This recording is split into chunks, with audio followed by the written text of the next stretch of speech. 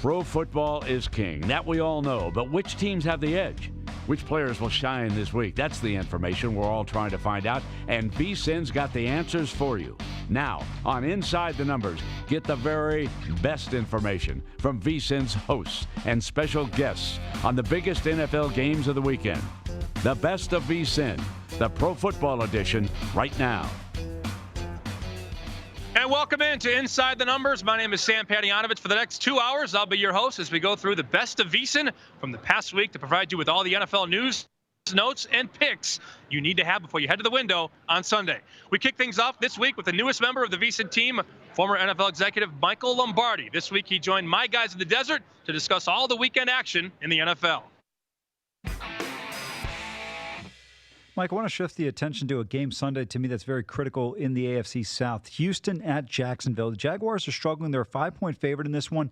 Is this slide something that has to be you're concerned with long-term, or is this just a case of you played a good KC team and Dallas just caught them in the right spot? I think sometimes we run away with perceptions of teams, and I think our memory of Jacksonville last year in the playoffs, especially the win in Pittsburgh, especially the 3 quarters in New England. But when you really peel back the layer, the Jacksonville Jaguars are 13-9 over the last 22 games. They haven't played very well. They're last in the league in turnovers. They're not playing well.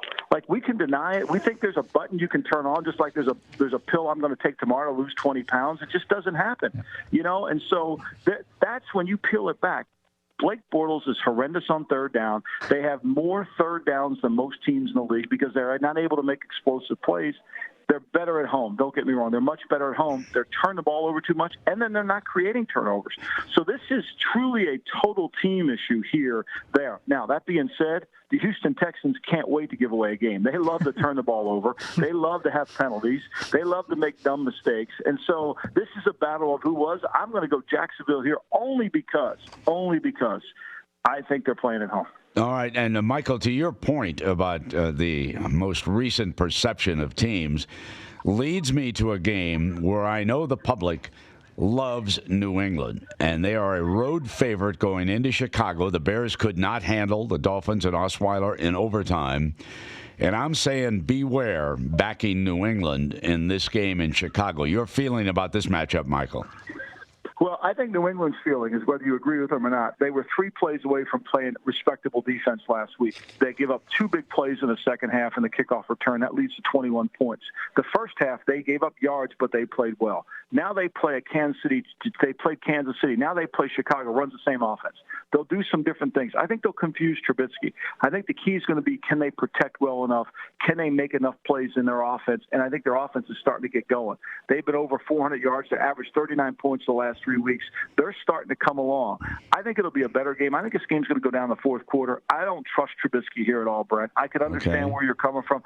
I don't trust him. I don't trust him to read the disguise. It got Mahomes last week a little bit. I think they're going to build on some of that, and I think that's where it's going to be a problem. Look, one thing about Trubisky, before he threw the touchdown pass, he desperately tried to throw an interception to Miami. They just couldn't catch it. I forgot. A guy named Belichick wrote the foreword to your book. I should have known where Michael was coming back. I'm a homer. Come on, now. You can't, No, listen, Michael. When I used to watch all those tapes of you and the Greek on the NFL Today, you would always call the Greek out for being a homer about the Raiders. Yes, I did. Because his best friend was Al Davis. Come on. I know he was. But, Michael, there's one thing that could not have surprised you this week, and that is when Coach Belichick defended Lawrence Taylor when someone wanted him to compare Taylor with Khalil Mack. I could hear you chuckling in New Jersey, okay? Nobody compares to Lawrence Taylor. There's no one. There's no human being on planet. He was a generational player. I mean, this is a man that changed protections. This is a man who did things that were just remarkable. And, I used to ask Belichick, I wrote about it in the book, Bill, why don't you have a play sheet? He said, Dad, I just play flip cover 2 every play. I got Lawrence Taylor. It makes it all the sense in the world. Mike, by the way, Lawrence Taylor, he was the one defensive player that had the most impact defensively on the betting line of any defensive player. We always talk about quarterbacks, but he was the one that stands out, him and Ronnie Lott. Hey, Mike, I know I love your points and Brent's question about the Patriots-Bears. That's going to be a very popular game, the game of the morning. And, of course, the flex game, the Bengals-Chiefs got moved that's a popular game. But I'd love to hear your thoughts on a game that I'm really looking forward to. These two teams are not getting a lot of publicity. They are getting backing at the betting counter. The Saints and the Ravens on Sunday afternoon. Your thoughts there with the Ravens as 2.5-point favorites? Well, the Ravens are good at home. They typically don't play well on the road. They held Tennessee to no third downs converted, so they really dominated. This is a different animal playing the Saints offense. They can do so many different things. They can keep you off balance. When they played the Bengals in Week 2 in the early Thursday night game, they struggled. But this team has played so well in the second half, the Ravens defense. I think this will be an interesting game for Joe Flacco in this sense. Will Sean Payton and the defensive staff decide to go after Joe Flacco? Joe Flacco, when he's at throwing the ball on third downs and you attack him in the pocket, his quarterback rating drops to 64. And last week, for some reason, Tennessee never did it. So I think the Saints will go after him a little bit. The Ravens do not run the ball effectively at all. They're not able to run the ball. They can play the run. They don't run it very well. I think the Saints are one of those teams that will score and move the ball in the good defense. And when you play well on the road, it's not because you have a stellar defense. It's because your offense can score points. That's what Bill Walsh taught us, and that's what's always hold true. And I think that's where the Saints will. I think it'll be a great game. I think it's going to come down to Flacco. He doesn't throw the ball over 7 yards in an attempt. If he doesn't make big plays, they won't win. In case you haven't caught it already, every Saturday and Sunday, 10 a.m. Eastern, 7 Pacific, Lombardi and JVT host Betting Across America from our brand new studios in Atlantic City. Up next, we've got updated division odds on Inside the Numbers, the best of VSiN. This is Inside the Numbers, the Pro Football Edition, the very best information from VSiN's hosts and guests on this week's biggest pro football games. You can listen to VSiN on SiriusXM Channel 204. Watch us online at VSiN.com and follow us on Twitter at VSiN Live. I'm Brent Musburger, reminding you that the football betting season is here. There is nothing like it. Are you ready to celebrate the thrill of victory and cash a ticket even on defeats? Sharpen your edge now with the help of Matt Humans, Dave Tooley, and the rest of my guys in the desert. We'll get you prepared for the football season with exclusive handicapping stories and data that you won't find anywhere else. Go to vsin.com/subscribe for the package that makes sense for you, including a 1-week trial at no charge. Our new all-access subscription includes Point Spread Weekly, VSiN's digital magazine designed to make you a better handicapper and avoid the agony of defeat. You'll also get VSiN's 140-plus page college football betting guide, followed by our comprehensive pro football betting guide. Sign up now, vsin.com/subscribe. That's vsin.com/subscribe. Remember, cashing tickets is what it's all about. If you didn't catch VSiN last week, here's some of what you missed. When it came to Ole Miss and Mississippi State, they said, listen, people are going to bet them anyway, so why don't we go ahead and book the bets? And that is the most intelligent answer. I don't know what New Jersey's thinking of not booking Rutgers. If anybody wants to go against Rutgers, is more likely the case, they can still get a bet down. You're correct. You have to applaud how they've allowed the people to come in, make the wagers. They know what people want to bet on, and they've really given us the flexibility to offer wagers, that the other, like you said, like Atlantic City not being able to take wagers on Jersey teams. It has sent a message to the rest of the roster that it's probably more important to be a good talker than a great fighter. And I've never felt that was a good thing. I thought it started with Chael Sonnen when he got a completely undeserved title shot against John Jones at 205, when he hadn't won a fight at 205 in 8 years. I think it has become that on steroids with Conor McGregor. And in no universe does he deserve a rematch, let alone a rematch for a title. Don't be locked into the construct of ATS, of pre-flop bets, if you will. All kinds of ways to bet, and hopefully you will find the vehicle at different times that works for you. Takes time. That's the other thing, man. And I say this just about like media that covers sports gambling. You can't know sports betting in a week. You can't know it in a month. You're going to take some lumps here or there. You're going to have some things that happen. You can't know it in a year. It has to be in your DNA. You have to live this. for years and years and years before you really know the nuances of this. Yeah, I think there's a good case they made here for Texas Tech. First of all, TCU is a home favorite here in Fort Worth lately. Not too good value, 2-11-1, last 14 in that role. I'm not sure TCU is much better, if any better, than Texas Tech. And I'm not sure if Alan Bowman, the freshman quarterback, can't go, and it looks like he probably won't tonight. But Texas Tech might not be better off with the backup Jet Duffy, who actually came in there against West Virginia and rallied the Red Raiders 2 weeks ago in their last game.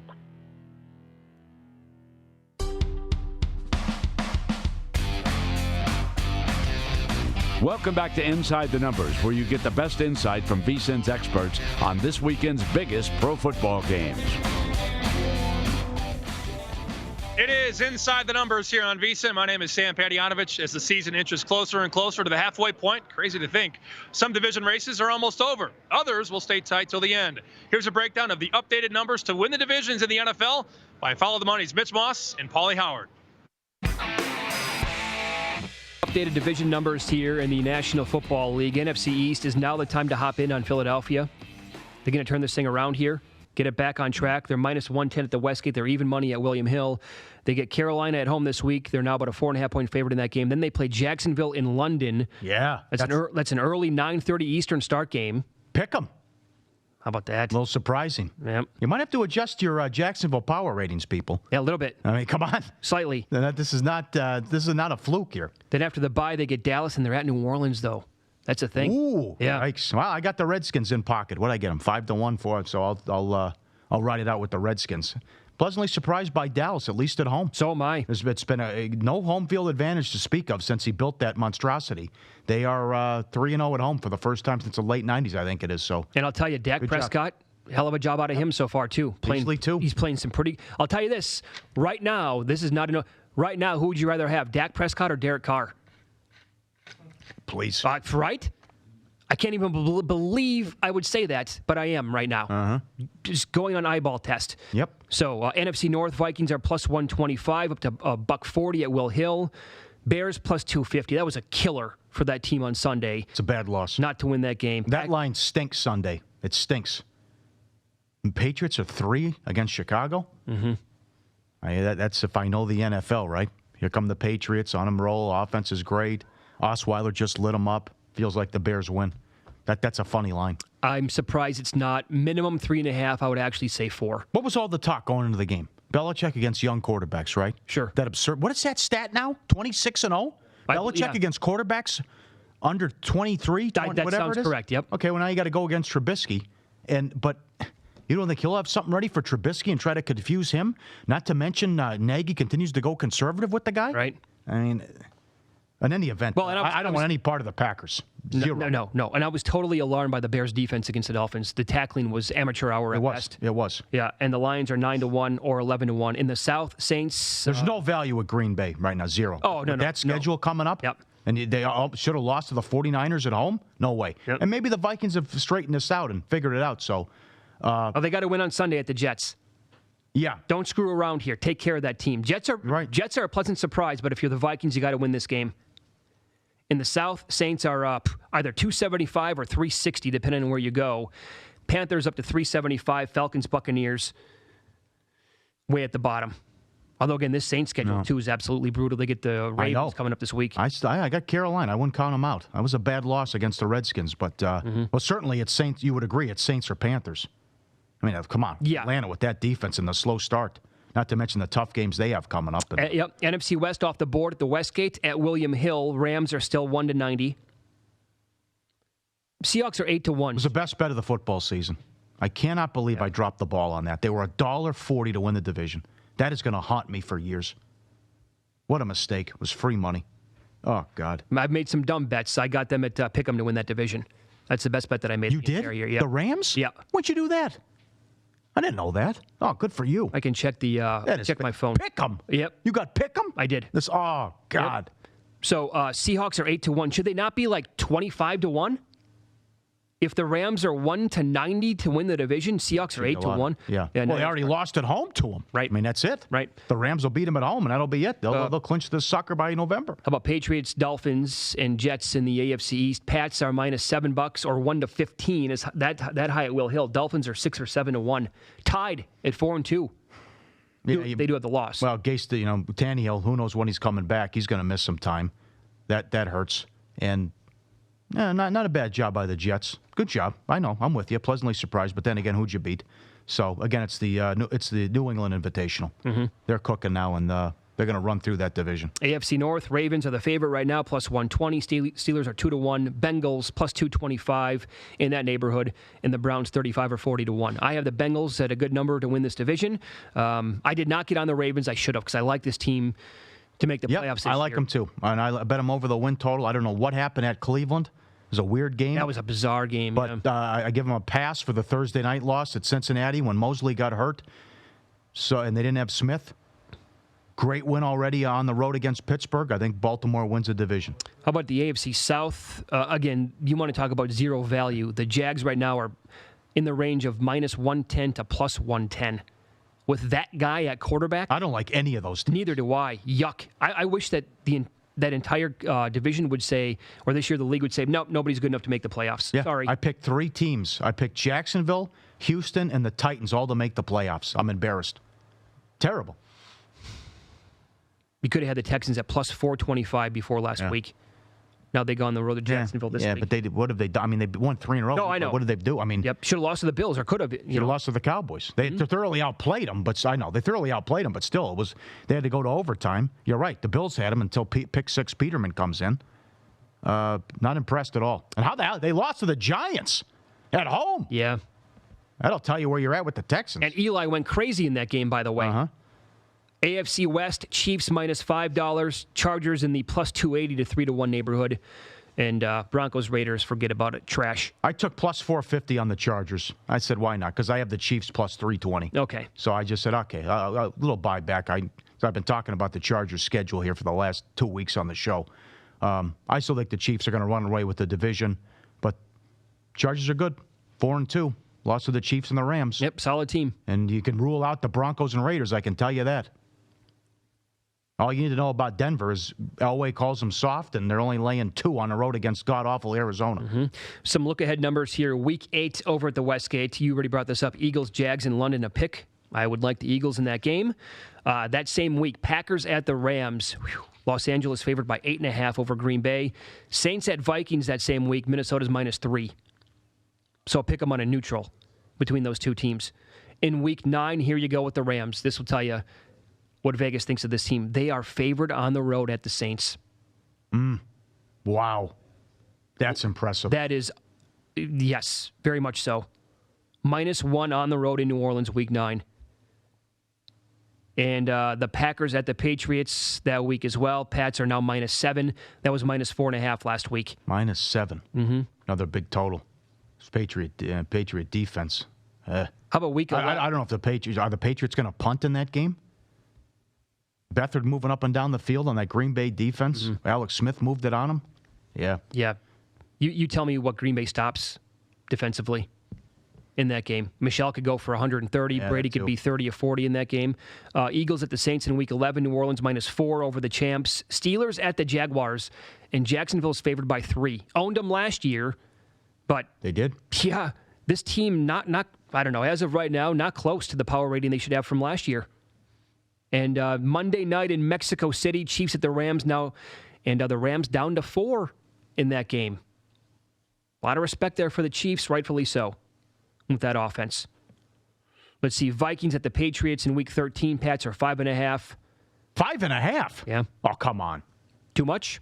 Too much. They'll kill them. The Patriots are 5.5 against the... Come on. Yeah, against the Vikings. Still, it's the same issues, though. The offensive line... Maybe the defense... You trust the defense? They have a month and a half to get the defense corrected. You can't be one-dimensional against Belichick. Come on. No, they ran on Arizona. Big I know, deal. and everybody runs on Arizona. Oh, God, 5.5. 5.5 in that game. They're 5.5 there and 7 against the Packers. But Minnesota has a higher power rating than Green Bay, though, obviously. Chargers at the Chiefs in the rematch of what happened in Week 1. KC minus 4.5. A lot of respect there for the Chargers. How about Patriots at the Steelers that same week in Pittsburgh's Pick'em at home? I think that Charger game's a Thursday night. Is it? Saddle up and ride. Okay. That's fantastic. And Steelers at Saints week. Give me that one. What was the other one? Patriots Steelers Pick'em in Pittsburgh. Really? Yeah. All right. Well, they're getting Bell back. That's finally going to happen. The long national nightmare's over. So I can't wait to talk to Paul Charchian Thursday. What do you do with Bell? How are they going to treat Connor? Are they going to split carries? Is Bell going to be in game shape? All that business, and will he be a pariah in the locker room? Right. I think Paul Charchian he's been all over that and said, imagine you took a top 5, top 10 pick on him in your fantasy, and we'll see how that plays out. The whole angle about the chemistry could be big. You know, what if he comes in right away and fumbles or doesn't? He's like, all right, you screwed us. We got off to a slow start because of you. What happened? And let me say this too. Nice job today by Reggie Bush on NFL Network. Good job, Reggie. I'm serious about this. He called Adam Thielen the best wide receiver in football. Very good for somebody like at that stage, right? On that stage at this level, to do that with Reggie Bush, very good. Because everybody's still, just by default, slow, not that good, completely underrated. Slow. Yeah, I know. Yeah, that's the best. Yeah, 4.40. Just judge a book by its cover. Yeah. He's on pace for 150 catches. Yeah, I don't know. First guy to ever do this. 6 straight games, 100 yards start. Again with Thielen, 9 more catches. How does he keep doing it every week? How does he get I don't get it, man. Look at him. I don't understand it. Heady. Sure. Like a coach out there. Really smart out there. Good route runner. Mm-hmm. Oh, yeah. When we come back, we get to the good stuff. Matt Humans and I run through this week's slate of games, and who knows, maybe we'll throw out a winner or two. That's next on VSiN. This is Inside the Numbers, the Pro Football Edition, the very best information from VSiN's hosts and guests on this week's biggest pro football games. You can listen to VSiN on SiriusXM Channel 204. Watch us online at vsin.com and follow us on Twitter at VSiN Live. VSiN last week. Here's some of what you missed. And a pro team getting 7 points is a big, big deal also. So even though they got their ass kicked yesterday, you can understand why the +7 came in. Who has more to play for the next week, in essence? A team that lost or a team that won? And I know that probably sounds crazy, but the losing team has more adjustments they're going to make. It doesn't sound crazy at all because you only got 16 games. Yeah. So every game is damn important. Let me expand on Jimmy's point, too, because, again, this is important as well. What professionals will do, it's not even they're betting on teams. What they're betting on are numbers here, and these are key numbers here.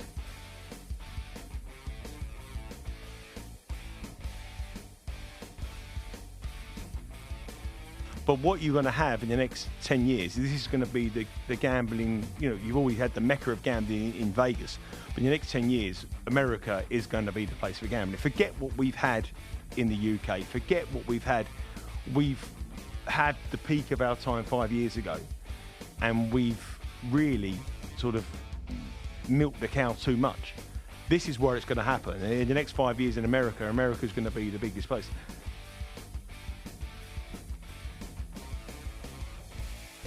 Typically, if I'm off on several games, which I was, you would think, all right, well, you must love 3 or 4 games then. Mm-hmm. And in reviewing them, I'm like, maybe it's a commentary on me being skittish. Maybe it's a commentary on just how I feel like every one of these teams is so Jekyll and Hyde that I don't feel confident in it. But I literally, of all those games, I still only like Tampa Bay. Yeah, and that's a fair point, and it's an important point, Gil, because it's not automatic where you have, let's say, a 1 to 2 point differential where you're going to say it's an automatic play, because then you start saying, okay, wait a second, did I miss something? I think to your second point too, it's like, these teams, who are they? I don't think that Beckham is doing the Giants any favors. Also, Manning just seems to be, the game has passed him by, it seems like now. He doesn't fit the offense that this team is looking to run. So I definitely feel that the Eagles, with Carson Wentz now coming back, he's getting more and more acclimated, more and more healthy. Although they do have injuries, the Eagles, I think they can overcome this road game on a Thursday night and beat the Giants. Welcome back to Inside the Numbers, where you get the best insight from VSiN's experts on this weekend's biggest pro football games. The Sunday action kicks off with another game in London, and while the Chargers have looked super recently, Matt Humans and I explain why you should proceed with caution if you plan on betting them. Let's kick things off with the London game, the Titans at the Chargers.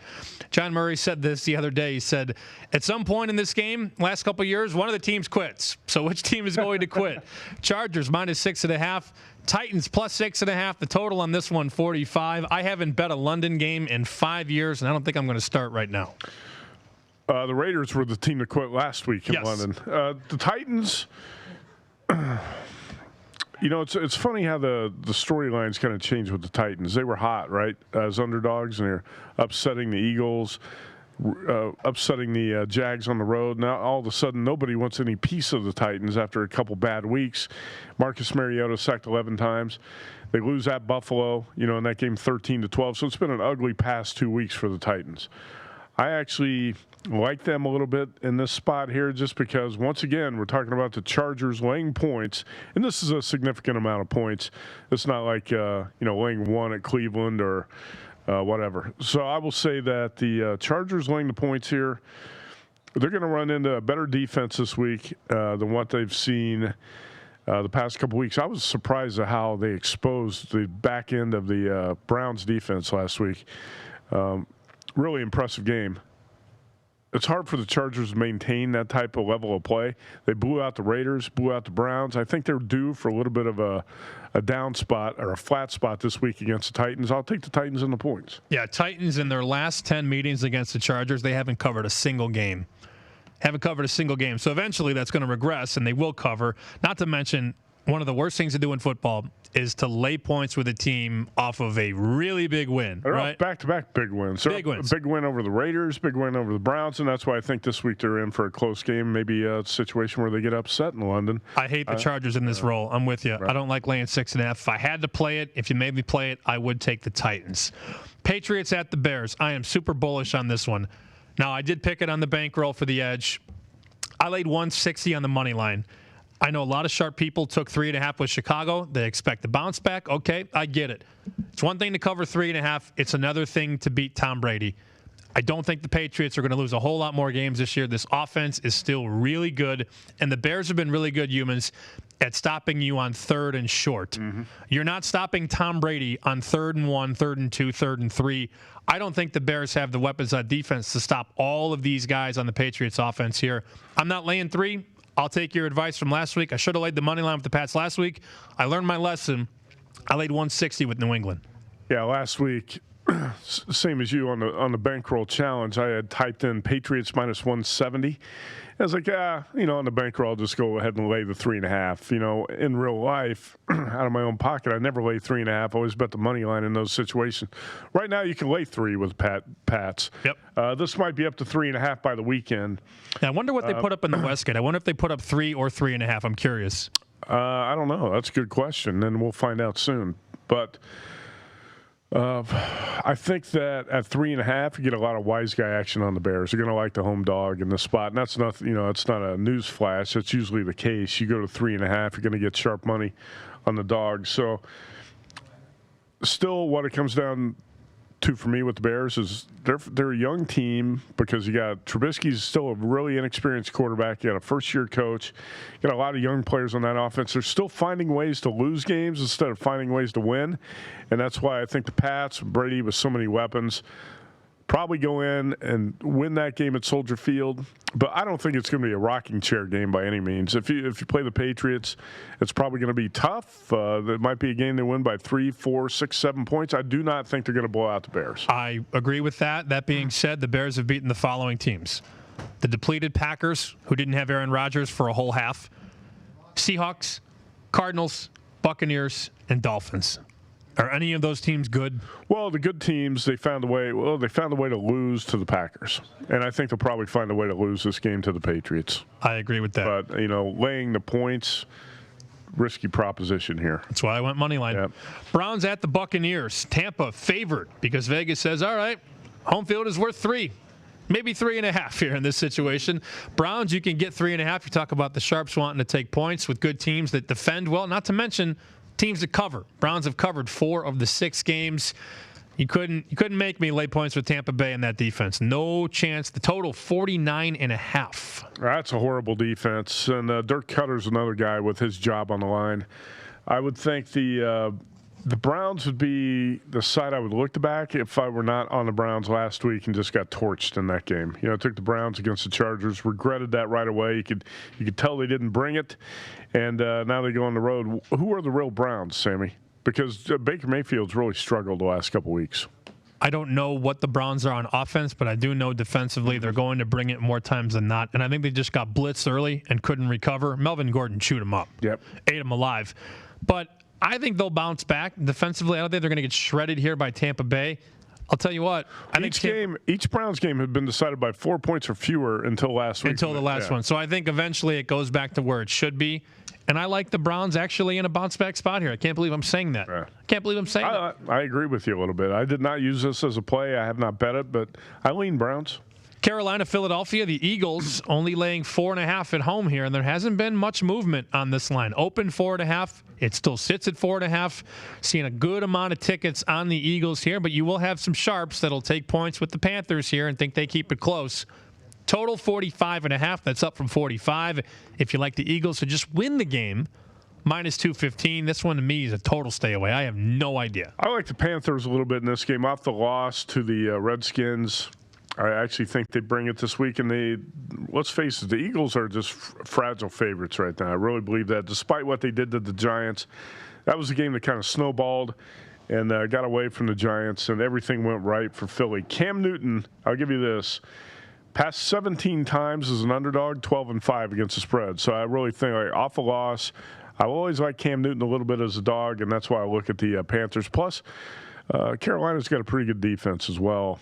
And I like to bet on good defensive dogs with a quarterback who's got a positive track record as an underdog. And the Eagles won big on Thursday, so the perception on them is here, and the Panthers lose to the Redskins, so they're a little bit lower, well, a whole lot lower for that matter, so it makes sense. Bills at the Colts. Can't wait to watch this one. Depleted Colts roster against Derek Anderson and the Buffalo Bills. The Colts got as high as 8, and I do see an 8 still in Vegas, but most shops have 7.5 painted across the board. Colts haven't been good at the window, though. They've only covered 2 of their 6. Defense, pretty bad. A lot of overs in this game, or a lot of overs for this team. Total 43, down from 44. Buffalo, Indianapolis. Are you betting it? I don't know yet, but I'm not going to lay 7.5 with the Colts. I can tell you that. So it'd be dog or pass if I end up playing this game. And do you want to bet Derek Anderson? I don't know yet. I'm going to look at this game later in the week. With the Colts, we talk about this week after week after week. Who's going to be on the field? T.Y. Hilton going to be out there, Anthony Costanzo, Marlon Mack, blah, blah, blah. If the Colts could get really healthy, I think they can make a run in this division, but they haven't been there yet. So who's going to be on the field for the Colts? And what do I expect from Derek Anderson? Who knows? The Bills might get the best quarterback play they've seen all season from this guy this week. I wouldn't be shocked, would you? I would not be shocked, no. It's bottom line, it's tough to lay 7.5 with the Colts. And it opened. Yeah. It was 7, then it got to 7.5, and you're like, wait a minute, what the hell is going on here? Bengals and Chiefs, I am going to probably be on the other side again. I went against the Chiefs last week, got burned by the hook. Now you have to lay 6 with Kansas City at home, and the Bengals have been really good against the number. I think they have the speed and the weapons down the field to make this interesting. Now, the Chiefs are going to be in every game because they had the offense, but at the same time, they're going to let other teams in every game, and I don't think the back door in this one ever closes. Said the same thing with the Packers and the Niners, although they didn't need the back door to cover against Green Bay, the Niners. Chiefs -6. Another high total, too, 58.5. You realize the Chiefs have covered 10 straight regular season games? 10 straight. It's wild. That rarely ever happens in the NFL. But the Chiefs 10-0, ATS in the past 10 in the regular season. They did lose the playoff game after having a big halftime lead against the Titans. Andy Reid as a favorite at Arrowhead, 8-2 against the spread in the past 10. I think the Bengals will be in this game, but it's been kind of foolish to have that strategy to fade the Chiefs at this point. It's going to be an electric atmosphere at Arrowhead on Sunday night in that primetime game. This KC offense just lighting it up. I don't have faith in Andy Dalton to match scores with Patrick Mahomes in a shootout, so I'm going to back off the Bengals. I know a lot of sharp guys really like the Bengals, But I also know a lot of sharp guys who really like betting against the Chiefs in other games this year and lost. So I will not be on that side. Vikings at the Jets, and I was amazed to see this. The Jets have been one of the best home teams against the number. The last 12 games at MetLife, Jets have covered 10 of those 12. And you get the hook here, too. And Johnny Murray said 8-1 ticket count on the Vikings. So everybody betting the Vikings, but you can still get that hook with the Jets here, plus 3.5 against a team that has been good against the number at home. Yeah, I've got the Jets actually at 9-2-1 against the spread, past 12 at home, and 6-1-1 as home dogs last year. And how about if this number drops to 3, would you think of playing the Vikings? Because I see 3 at most books in Vegas. Obviously, South Point, 3.5 right now. Would you think about laying the 3 with the Vikings? That's a team that's your favorite to win the NFC North. I'm not laying 3 on the road. Mike Zimmer's defense against a rookie quarterback? The Jets have been playing well, so I could see a little regression there. I don't want to lay 3 on a public favorite on the road. Right. Don't want to do it. I'm with you. Vikings look attractive to a certain point, but I think that is going to be a popular road favorite this week. I'll stay away. The Vikings just have really not put together 4 impressive quarters in any one game this season. How about let's move down to the Saints at the Ravens. Baltimore at home, laying 2.5. They've covered 4 of 6. Total on the game, 50 points, down from 51 in the global markets. And the Saints, they have won 4 of their 5, but now they leave the Dome and they're playing outside. And I'm always a little weary of spots like this because I don't know how they're going to perform, especially against a defense that has completely clamped down. You talk about adjustments in the second half. There hasn't been a better defense in the second half this year than the Baltimore Ravens. No touchdowns allowed in the second Ravens half. allowing 12.5 points a game. Saints scoring 36 a game. You got the number 1 scoring offense against the number 1 scoring defense. I'm going to go defense here. I've been high on the Ravens since the summer. Like I said, played them over the win total of 8. Played them to win the division and to win the AFC. I understand. I think I'm in the minority here. Most people I've talked to really like the Saints in this game. You're catching points with such a high-powered offense with a little extra time to prepare. It's not a great situation for the Ravens coming off a shot and the Titans, and they didn't look very good offensively. At least Joe Flacco didn't in those games. You also have the wild card here. I like Will Lutz. I think he's a really good kicker, but the Ravens have the best kicker on the planet, Automatic. Justin Tucker, so he's a weapon. I think this will be a close game. I'm going to go Ravens. I'm going to lay the short number. I'm going to go defense over Drew Brees in this one. How about you? I would lean with you. I would lean to the side of the Ravens. We got time for 2 more. Let's go to the Cowboys and the Redskins. Dallas off a 40-7 win, 33-point win. They crushed the Jaguars. Now they go to the road where they're 0-3 straight up, 0-3 against the number. They're undefeated at home. On the road, different story. And the Redskins had a nice win against the Panthers here. Total 41.5. The Cowboys won 5 in a row in D.C. How about that? You talked about a road-oriented series. That's this series right here in the NFC East. Love this rivalry. I play the Cowboys almost every year in D.C., and I'm going to play them again. I love the Dallas defense. It's really – I'm not buying in necessarily to the offensive improvement. Dak Prescott passed for 183 and ran for 82 last week. I think that's going to be a little bit of an aberration. Zeke Elliott's going up against a number 6 run defense in the NFL in this game, but the Cowboys are also number 7 in run defense. Really intriguing game, but the fact that the road team has dominated here and the Cowboys won 5 in a row in D.C., I'm going to go with Dallas. Last one, Rams and the Niners, 473, 474. The Rams starting to see some opposition here. They haven't covered a couple in a row, so now people are saying, oh, maybe I don't want to lay all these points. 49ers are not a good football team. I'm not blinded by what they did against a bad defense in Green Bay. I would not be biting the bait and taking the Niners here.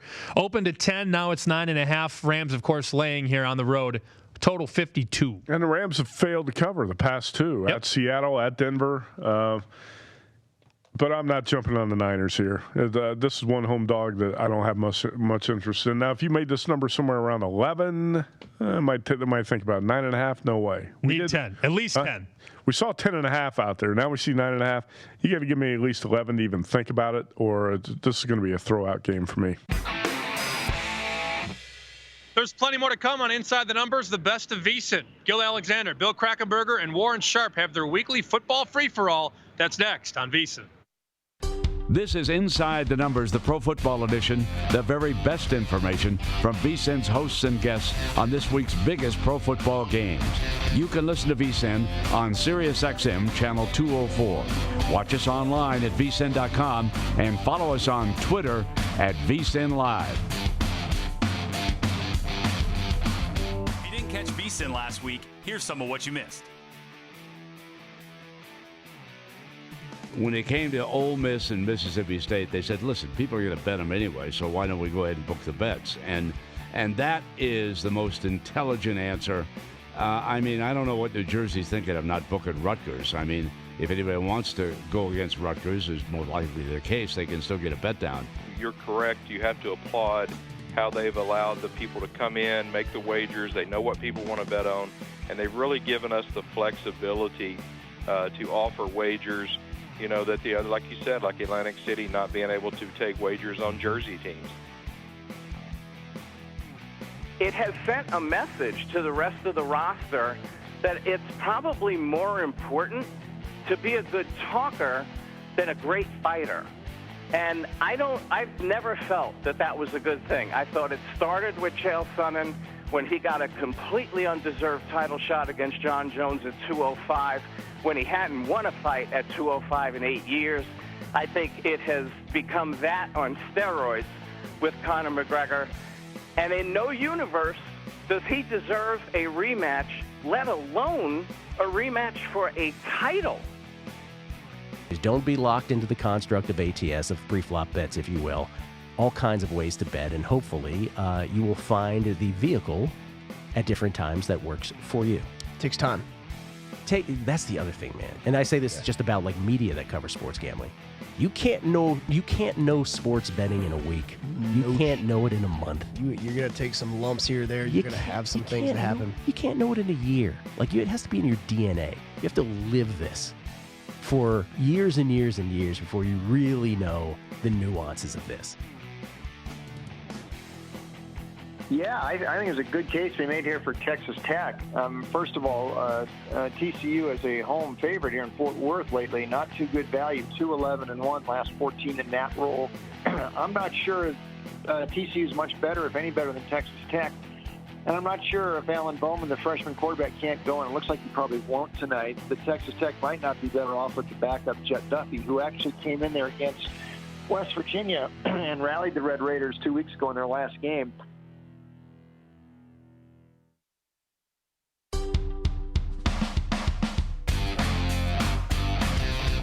Welcome back to Inside the Numbers, where you get the best insight from VSiN's experts on this weekend's biggest pro football games.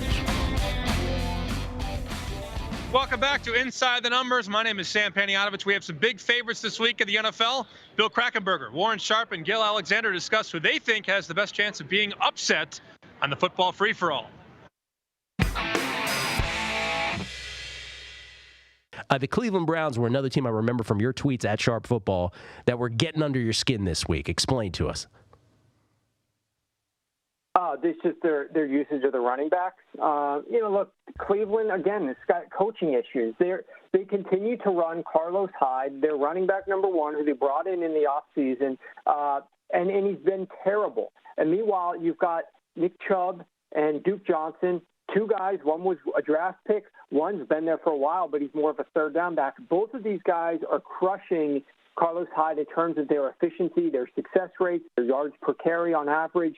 And I'm surprised, it's really interesting on Twitter that there are such hardcore fans of teams that they think that any time that you criticize a player or a coaching decision, that you're criticizing them as well. But the reality is, it would be one thing if I just said, this guy sucks, and the Browns were terrible for having paid for him in the offseason. But instead, what we're saying is you will win more games if you use Nick Chubb more often because Carlos Hyde is not playing well. And you also need to involve Duke Johnson more in the passing game, especially last week when they're playing the Chargers and Baker Mayfield's under pressure, has got a gimpy leg. Throw the ball more to your running backs on early downs. They're easy, quick passes that have a high completion rate. You don't have any wide receivers. Stop throwing the ball way down the field. Throw them to the Duke Johnson underneath on early downs.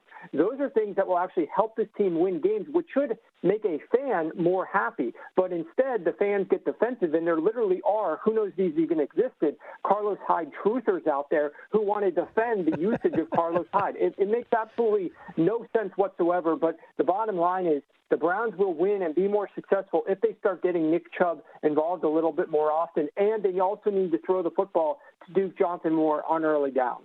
Tampa Bay 3-point favorites at home against the Browns this week. I know a lot of NFL games you can say this about, which is, we'll really get a gauge of where these teams are. But this really, for both of these teams, I'm fascinated to see. Cleveland for all the early season hype. Tampa Bay, who started out 2-0, now have Jameis Winston under center, haven't won since those first two games. Will be interesting to see this matchup between Cleveland and Tampa. That's a Sunday morning game with the Bucs, again, favored by 3 with extra juice in that ballgame. I believe, Warren, your words were, the Browns just can't quit Carlos Hyde. It's so very true. Football free-for-all, Bill Krackomberger in studio, Warren Sharp on the phone. All right, gentlemen, final 2 questions of the show, which you are contractually obligated to answer. I know that you don't necessarily like to answer it, but let's have you, because it's very interesting insights here of the big favorites, and we'll define those by around 6 points or more. I might throw some 5s in there, just to make it interesting. Which of these big favorites is the most likely to lose outright? Here are your candidates. Chargers, 6.5-point favorites at StubHub, hosting the Tennessee Titans. Titans, who were shut out last week by the Ravens. Marcus Mariota, or as Mike Tirico likes to say, Marcus Mariota, correct pronunciation, was sacked 11 times. They're 7-point, let's call them 6.5 consensus dogs at the Chargers. So Chargers, 6.5-point favorites against the Titans. Indianapolis, 7.5-point favorites at home against Buffalo. The Rams, 9.5-point favorites on the road against the Niners. Kansas City, Sunday night, 6-point favorites at home against the Bengals. And we'll leave it to that group. Should I throw in Jacksonville? Yeah, let's make it interesting. Jacksonville, 5-point favorites at home against Houston. And Atlanta now, 5-point favorites, 5.5-point favorites at home Monday night against the Giants. Warren, we'll start with you, sir. Which of those big favorites, in your opinion, is the most likely to lose outright? I'll go with the Atlanta Falcons. Atlanta Falcons, Monday night. Against the 1-5 New York Giants. And that's because just the injuries on the Falcons defense and the fact that defense can't stop anybody. Well, it's a little bit of both, but it's also about the matchup. The New York Giants have had difficulty running the football. They want to try to run with Saquon. They want to throw the football to Saquon. Guess what? They finally get a team that cannot stop the run, that is bad against running back passes. So I see a lot more efficiency from this Giants offense in this matchup on Monday night. By the way, I said Chargers were at StubHub. I am corrected. That's a London game. Always forget that. That's an early London game this week. It's actually the 6:30 Pacific start, way early in the morning. So Chargers are in London. But your answer is Monday night, Atlanta hosting the Giants. Bill, same question. Just watching Tampa Bay get steamed here over Cleveland here. The whole my screen is writing up. It was Warren's dissertation. Yeah, the Browns right there. I guess Cincinnati. I wish I was betting these. By the way, seems like I almost had another one with San Fran beating almost one over Green Bay. But let's go with Cincinnati over Kansas City. Really? Yeah. All right. Sure. Think that the Chiefs could stumble for a second week in a row there on a Sunday night. That's the game that was flexed in, by the way. The Rams in San Francisco flexed out. And then the other question on this is, if you were forced to bet a side on each and every one of these games, bizarro exercise, but one game you just wanted no part of, what game would that be, Warren? For me, possibly, I won't go probable, but it's looking like the Detroit-Miami game, simply because teams off of a bye usually come in very erratically, and that's what the Detroit Lions are. Either they're going to be dialed in and play well, or their offense is going to be out of kilter, and they spent too much time working on their game plan. And then you had the Miami Dolphins, obviously, who played out of this world last week with Brock Osweiler. Now they have to use Brock Osweiler again this week. What type of defense is Detroit going to do now? If they saw what they did last week, that's just a lot there that could go either way. Lions favored by a field goal here at the South Point Hotel Casino. About 2.5, 3 points, about 2.5 extra juice consensus on this. If this is Ryan Tannehill, is this a different line, Warren? It's got to be. I mean, there's no way. I don't believe that the Giants, that the Lions are 3 points, on a road team playing in Miami. I do not believe that line is correct. So if anything now, I'm looking towards Miami, but too. it's difficult for me to back Brock Osweiler. Yeah, I guess my point in asking that is obviously I think it would be different, and then I get to, well, is Ryan Tannehill that much different than Brock Osweiler? You know, like, do they fall into a category where there's that big of a chasm in what they mean to a spread? And that's why I find this line very interesting. By the way, my choice here, Bill, before I get to yours, would be Dallas, Washington. I just absolutely, to me, this is Jekyll and Hyde versus Jekyll and Hyde. Dallas almost has to be viewed as a team that is one team at home and an entirely different team on the road. And then the Redskins, you figure them out, because I can't. That's your team. That's my team. And again, from week to week, I don't know what you're getting. And even in victory against the Panthers last week, I would argue DJ Moore fumbled twice. That's why they won that game. And then Cam Newton with a ridiculous sequence at the end to preserve the win for the Redskins. But that would be my choice. Dallas and Washington. What would be yours? The one that you want to steer clear of entirely? Jacksonville, Houston. Jacksonville, Houston. Jacksonville favored by 5. Listen, there's so many. I think this is the testament to the league right now. There are so many answers to this question now in a way where I'm like, yeah, no, I could see that too. It used to be, even 2-3 years ago, where there would be like one answer to this question per week, maybe. Now there's like multiple games. You're like, yeah, I don't know what Jacksonville is. Which Blake Bortles are we getting this week? Do we even know that the Jacksonville Jaguars defense is any good? We used to be able to hang our hat on that, at least as recently as last year. I don't even know we know that anymore. And then the Texans, they're 3-3. They could just easily be 0-6. So I don't know. I think those are all good choices right there. You guys gonna bet? You guys betting more pre-flop, more teasers, more halves? What are you doing this weekend, Bill? But well, definitely. I have a teaser out there already. So okay. Yeah, with tonight's game and Dallas, that's a teaser I bet earlier in the week. Arizona and Dallas. Yep. Yeah. I can see that as well. Fun game this week. Don't forget that Chicago, New England should be a great betting game. A great betting game. Yeah, like the wise guys are betting the dog, and you never know what happens here at game time. You might be able to find a hook. I don't know. Yeah, people betting Chicago. I don't know. I still trust Tom Brady and the Patriots here. Just 3 on the road. Where this 3.5, 4.5, different story, but just 3 on the road at Chicago. And Chicago playing in the humidity of Miami last week. So maybe that's a game you toss out. Obviously, they had their opportunities to win. I think New England's 0-2 on the road, too, so I believe. So yeah. That should be a fun game. 1 hour down, 1 more to go on Inside the Numbers. Up next, the Westgate's John Murray joins Brent Musburger and his guys in the desert to go over all the static lines for this week's Super Contest. This is Inside the Numbers, the Pro Football Edition, the very best information from VSiN's hosts and guests on this week's biggest pro football games. You can listen to VSiN on SiriusXM Channel 204. Watch us online at vsin.com and follow us on Twitter at VSiN Live.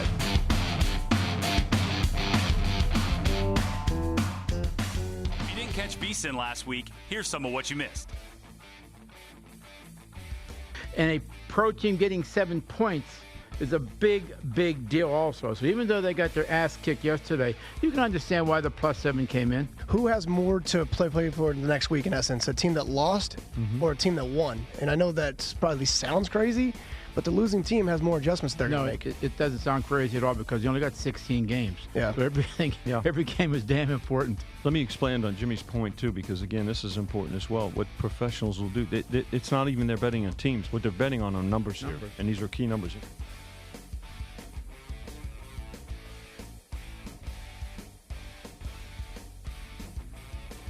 But what you're going to have in the next 10 years, this is going to be the gambling, you've always had the mecca of gambling in Vegas.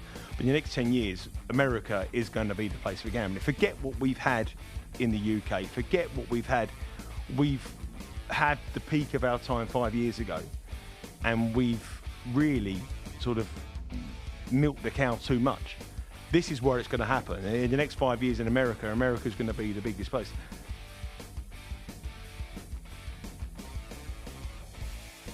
typically, if I'm off on several games, which I was, you would think, all right, well, you must love 3 or 4 games then. Mm-hmm. And in reviewing them, I'm like, maybe it's a commentary on me being skittish. Maybe it's a commentary on just how I feel like every one of these teams is so Jekyll and Hyde that I don't feel confident in it. But I literally, of all those games, I still only like Tampa Bay. Yeah, and that's a fair point, and it's an important point, Gil, because it's not automatic where you have, let's say, a 1 to 2 point differential where you're going to say it's an automatic play, because then you start saying, okay, wait a second, did I miss something? I think to your second point too, it's like, these teams, who are they? I don't think that Beckham is doing the Giants any favors. Also, Manning just seems to be, the game has passed him by, it seems like now. He doesn't fit the offense that this team is looking to run. So I definitely feel that the Eagles, with Carson Wentz now coming back, he's getting more and more acclimated, more and more healthy. Although they do have injuries, the Eagles, I think they can overcome this road game on a Thursday night and beat the Giants. Pro football is king. That we all know. But which teams have the edge? Which players will shine this week? That's the information we're all trying to find out. And VSiN's got the answers for you. Now, on Inside the Numbers, get the very best information from VSiN's hosts and special guests on the biggest NFL games of the weekend. The best of VSiN, the Pro Football Edition, right now. Every Wednesday, the Westgate Superbook releases lines for the largest football betting contest in the country. The Westgate's John Murray joined my guys in the desert to go over all the lines for Week 7 in the Super Contest.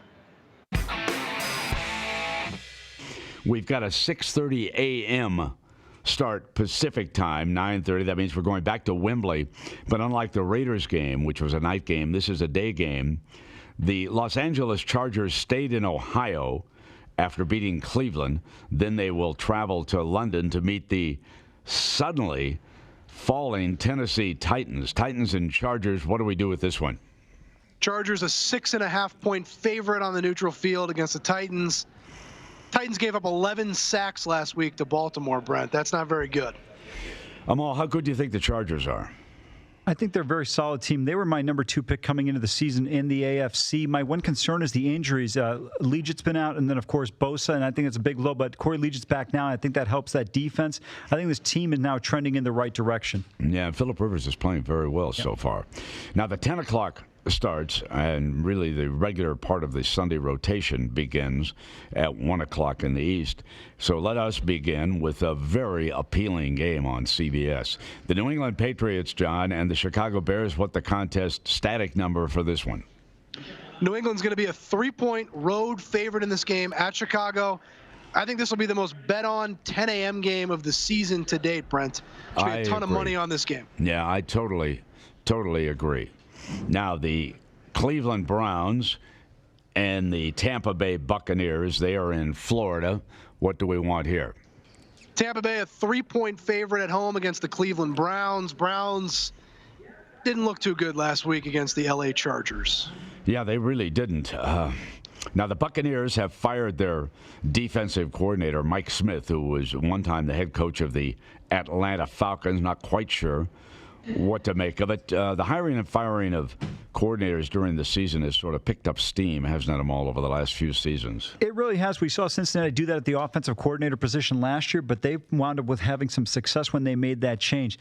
Look, you never want to see anyone lose their job, but the way Tampa's defense has performed, this move was eminent.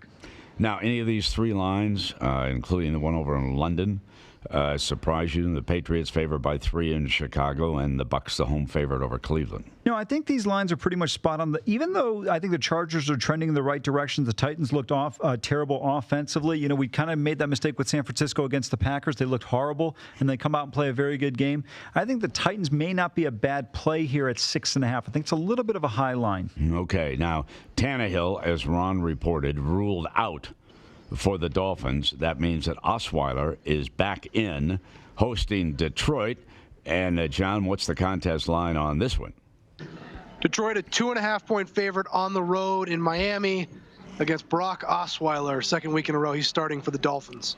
I guess my question, Amal, is can Osweiler beat anybody except the Chicago Bears? Well, I thought you were going to say, could he win 2 in a row? And I'm going to say, no, he cannot. Okay. I like Detroit in this one. To me, this is one of the better plays. And this is a rested Detroit team. Yep. They're coming off a bye. And we go to Philadelphia, where the Eagles, off a win, will be hosting the Carolina Panthers. John, what do we have here? Philadelphia, a 4.5-point favorite at home against Carolina. Carolina's lucky they haven't lost 2 in a row. They'd be on a 2-game losing streak right now if it wasn't for Graham Gano's heroics against the New York Giants. Yeah, he nailed that long one to win that game against the G-Man. And it's interesting. I heard Coach Ron Rivera yesterday during an interview. He seemed to be in very, very good, positive mood. But, Amal, this could be a tough spot going into Philadelphia for the Panthers. They haven't been all that good on the road. You're absolutely right. Tough loss in Washington. And then John alluded to it, that come from behind win against the Giants. And keep one other thing in mind. Philadelphia's had 3 additional days. They played on Thursday night against the Giants. I think that gives them an edge here. And to me, I'm not going to overreact to the win over the Giants, but I feel like the Eagles are starting to find their stride a little bit. All right, we are speaking with John Murray, and he's over at the Westgate, and we're getting the Super Contest static lines. Remember, this is for the contest, and these lines will stay static for the rest of the week, regardless of what happens if you go over to the Westgate to bet one of the individual games or right here at the South Point. We have one more 10 o'clock start. The Buffalo Bills go into Indianapolis to play the Colts. Colts 7.5-point favorite at home against the Derek Anderson-led Buffalo Bills. Yeah, Amal, we've got a brand new quarterback. Josh Allen apparently was doing some good things, and there was gossip yesterday that he might have to undergo Tommy John surgery. That has quieted down, but it still appears like he's going to miss a couple of weeks. This is a tough spot for somebody like Derek Anderson to step into, isn't it? I would agree with you, but I think the fact that he's an experienced veteran who's been around the league a long time, the transition will not be as difficult. The other thing is I think Buffalo's defense is a little bit underrated. I think a guy like Luck, who has a propensity to throw interceptions, could run into a little bit of trouble here. I feel like this line is too high. To me, I'm going to look at Buffalo in the 7.5 just because, look, they're probably not going to win the game, but when you're getting this many points against a team like Indianapolis who already has difficulty slowing teams down, I think this is a good opportunity. You know, John, you made the point earlier of the money that was going to be bet on New England and Chicago, because clearly when you look at this schedule for the early games, that is the best of the games, no doubt about it. Not only that, but the other 10 a.m. games are pretty weak by and large. I mean, some of these other games we just went through, Bills, Colts, Buccaneers, Browns, Lions, Dolphins with no Tannehill. There's some pretty bad games at 10 a.m., and that Patriots-Bears game is one of the marquee games of the year so far, in my opinion. 2 very, very popular franchises. We're going to get a great split of public and sharp money in that game. And let us go to the Minnesota Vikings and the New York Jets. I see on my schedule that they have rescheduled that one to go off early. That helps that schedule dramatically. So what do we have on the Vikings and the Jets? The Vikings a 3-point favorite on the road against the New York Jets. Jets have been a good home team so far this season. You know, John, I have seen 3.5 around town on that game. Did you guys consider making this a Viking 3.5, or were you pretty set on just 3? There's some -3, -120, and there's some 3.5 out there. We wanted to use 3. We like the Jets here, and we thought there'd be too much action on the +3.5 on the Jets if we'd use that number in the Super Contest. All right. Now, the Jacksonville Jaguars, and, of course, they were blown up by the Dallas Cowboys last weekend. They do go back home, and they host Deshaun Watson and the Houston Texans. Obviously, Jaguars are going to be favored at home. What did you settle on for the contest? Jacksonville a 5-point favorite at home against the Texans, despite the Texans' 3-game winning streak. Interesting. The Texans have trouble with their offensive line. Amal, what do you make of that 5-point line? Obviously, there are some people waiting to say the Jaguars have to bounce. They can't be as bad as they looked in Dallas. Now they go back home, but that's a number that might cause you to pause. Well, I'll tell you right now, that number causes me to take a look at Houston simply because I thought this line would have been 3.5, maybe 4. John alluded to it with the fact that Houston has won 3 games in a row. We talked about Jacksonville having lost 2 in a row now. When you look at a division game, both teams are 3-3 along with Tennessee. A lot at stake here. To me, this is way too many points. All right, now let's get to the later game. I'll tell you a very good game, John. If people don't realize this, but that Baltimore defense looks like it might be the real deal this year. They go back home, and oh yes, here come the rested New Orleans Saints and Drew Brees. Brees, one of the best quarterbacks ever. What do we do with the Ravens hosting the Saints? Baltimore, a 2.5-point favorite at home. I totally agree with you. I think this should have been the game flexed to Sunday Night Football. I think this is the best matchup of the week in the NFL. Yeah, I totally agree with you. I'm just not quite sure that the public has caught up on the Ravens just yet. Obviously, they do know that Drew Brees broke Peyton Manning's passing record the other night. They're all in on that one. Later starting games in the afternoon, Dallas goes up to Washington. That's always an interesting NFC East battle. As I recall, John, Dallas has had the upper hand at Washington the last couple of years. But what we don't know, the Redskins, which team's going to show up? What did you do with the Redskins and the Cowboys? The Redskins are a 2-point favorite in this game. I think Dallas is going to be one of the most popular public sides this week. Dallas coming off that huge win over Jacksonville. I can't say I blame the public here. I've been to a lot of Redskins-Cowboys games in Washington. Dallas usually beats us. That's right. You are a huge Redskin fan, and you went down. You were there that night with Drew Brees, right, in New Orleans. You were in the I was Dome. in New Orleans, and I've sat through many Redskins-Cowboy games, and usually the Cowboys get us, especially in a situation where people are picking the Redskins and they're a small favorite. That's usually when the Redskins would lose, but we'll see what happens on Sunday. You know how you could tell the Redskins are a winning program? When guys complain about having bad years, he forgets that Joe Gibbs led him to 3 Super Bowls with 3 different quarterbacks. You know, guys like me who grew up in Northeast Ohio just hope to make one appearance in a lifetime. Yeah, I was almost born for that first Super Bowl win against Sean, Miami. That's not my problem. You guys still got rings. And then I was a little kid for 2 more, so it was great, man. That big win over the Dolphins before my birth was a big one. All right. The original Sunday night game, however, was going to be the Los Angeles Rams against the San Francisco 49ers. And you wonder, as they watch the 49ers play hard against Green Bay, if some of the TV executives weren't wishing, maybe we should have kept that game. But anyway, what do we have? Rams and 49ers, John. The Rams a 9.5-point favorite on the road. This is the Rams' 3rd straight road game in which they've been a touchdown or higher favorite. They failed to cover the last 2 weeks against the Seahawks and the Broncos. So you figure if you'd have made it 10 that the whole world would have jumped on San Francisco in the contest? Is that what you're thinking? I think so, especially after Monday night. The 49ers look pretty competitive, although the Rams are a much more complete team than the Packers are. Mm-hmm. The Packers are basically a one-man band. Okay. Now, the game that was moved to Sunday night, and it is all because of one guy by the name of Patrick Mahomes. And the Kansas City Chiefs are 6-0 against the spread this year. And they will host the Cincinnati Bengals. Bengals and Chiefs, John. Kansas City, a 6-point favorite at Arrowhead against the Bengals. And, Brent, I'm not going to pick against Patrick Mahomes for you again this week in the Super Contest. I'm not going to put you through that again after last week.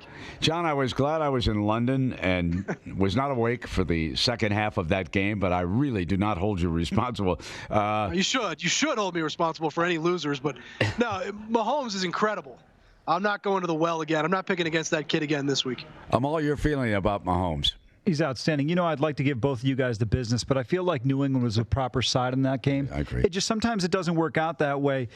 He's amazing, and one of the things I like about him, I saw in the post game, is his poise. The way he handled it. He talked about the interception he threw. Brent, he threw a critical INT at the end of the first half, and I thought it was going to be important in a game where there's going to be some opportunities to score, and that hurt them. And his answer at the podium was outstanding. He said, look, I made a mistake. Watch the tape. I'll learn from it, and I won't make it again. It showed a lot of maturity to me. You could see that his dad was a former big league pitcher. I thought that helps him immensely in terms of how he handles things. And the other thing I liked is that touchdown pass he threw to Hill in the back corner. Like myself and many other people, he thought he was going probably to Keem Hunt, but he overthrew the ball. And they asked him, he goes, who were you throwing to? He goes, a magician never reveals his secrets. Ah, that's a good line. Well done, Patrick Mahomes. And his daddy pitched for over a decade in the major leagues. And Patrick himself spent a lot of time in major league locker rooms. So you're right, the moment is not too big for him. So we go to Monday night, and the New York Giants just struggling to stay alive. They go into Atlanta to play the Falcons. And, John, what do we do with this one?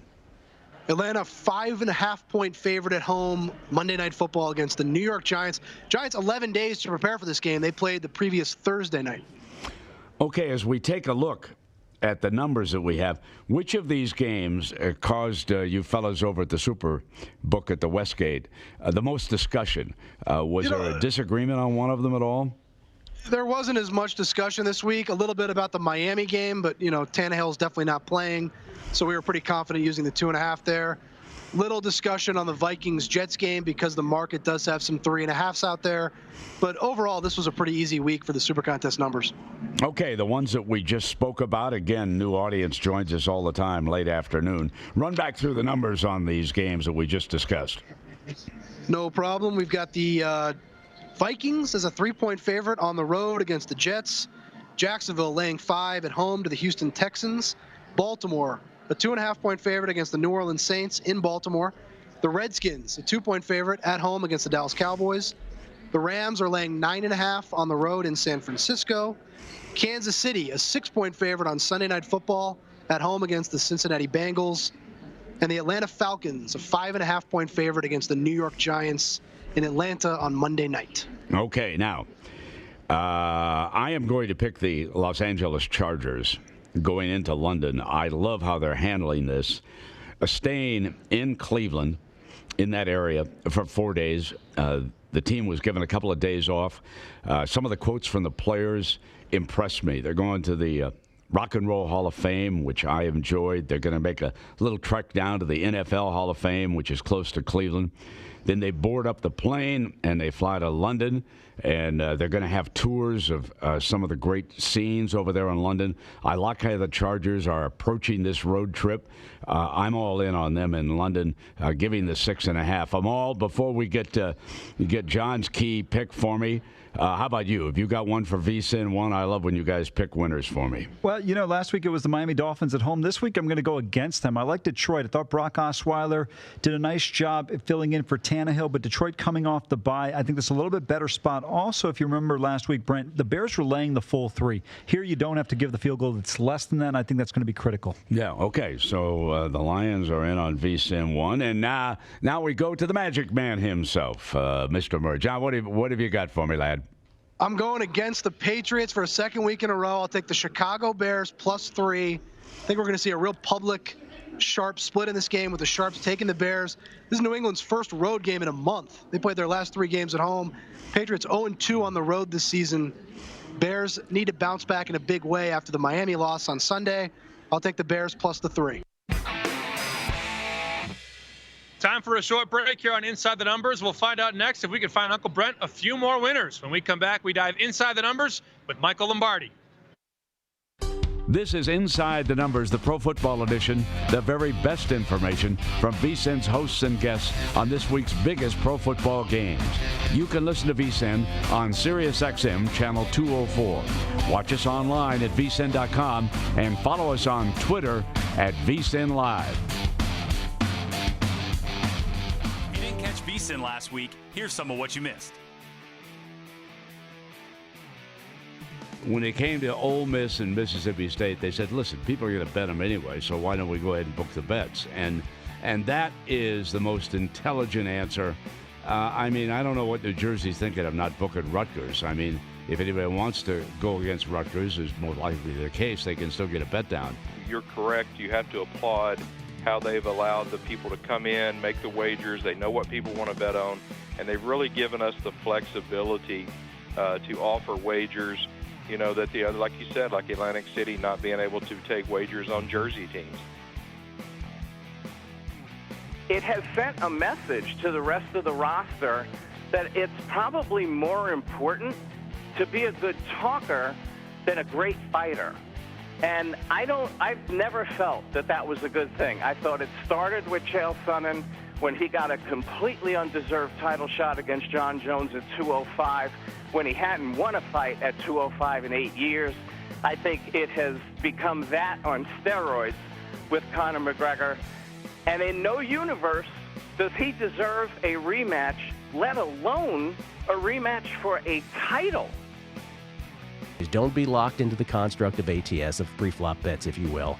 all kinds of ways to bet, and hopefully you will find the vehicle at different times that works for you. Takes time. That's the other thing, man. And I say this just about like media that covers sports gambling. You can't know sports betting in a week. You can't know it in a month. You're gonna take some lumps here or there. You're gonna have some things that happen. You can't know it in a year. Like it has to be in your DNA. You have to live this for years and years and years before you really know the nuances of this. Yeah, I think there's a good case we made here for Texas Tech. First of all, TCU is a home favorite here in Fort Worth lately. Not too good value, 2-11-1, last 14 in that role. I'm not sure TCU is much better, if any better, than Texas Tech. And I'm not sure if Alan Bowman, the freshman quarterback, can't go, and it looks like he probably won't tonight. But Texas Tech might not be better off with the backup Jet Duffy, who actually came in there against West Virginia and rallied the Red Raiders 2 weeks ago in their last game.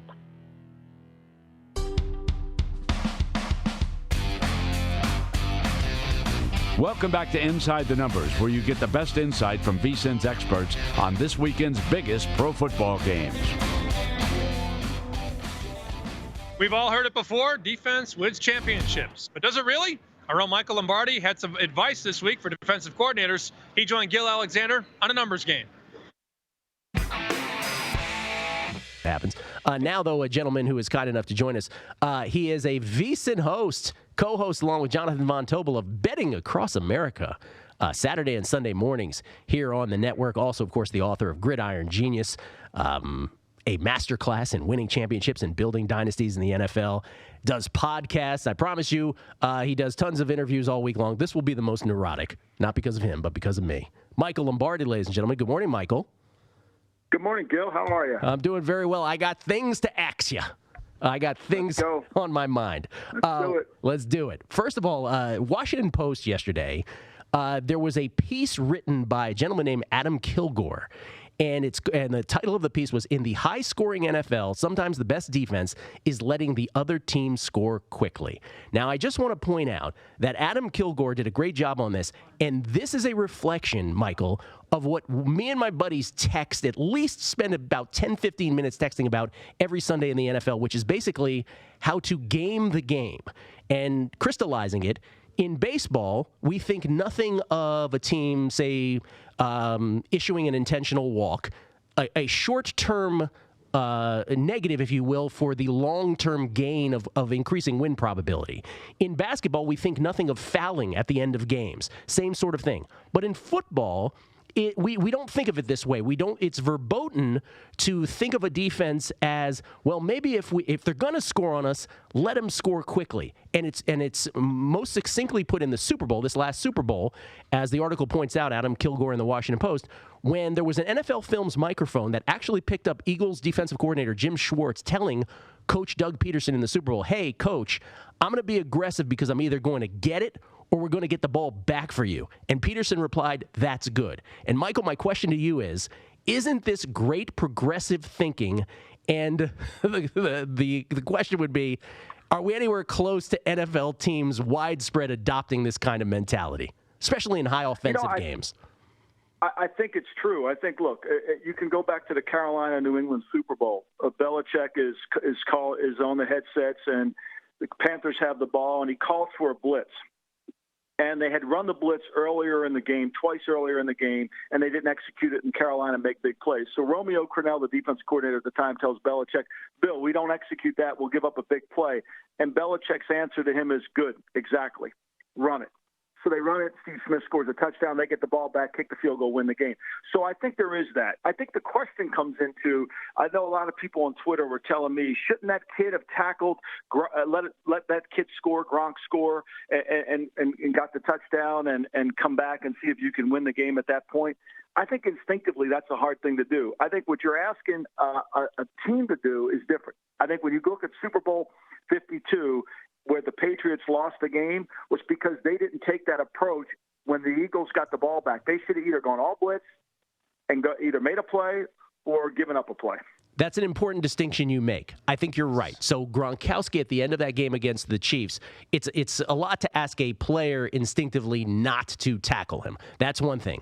But Yeah, what we're referring to here is the deliberate thought of my best chance of winning this game is if I have the ball in my control in a tight game. So Tom Brady actually on that Tyreek Hill game-tying touchdown with just over 3 minutes left, he actually is quoted as saying, God, I hope he scores. I hope he scores. I hope he scores.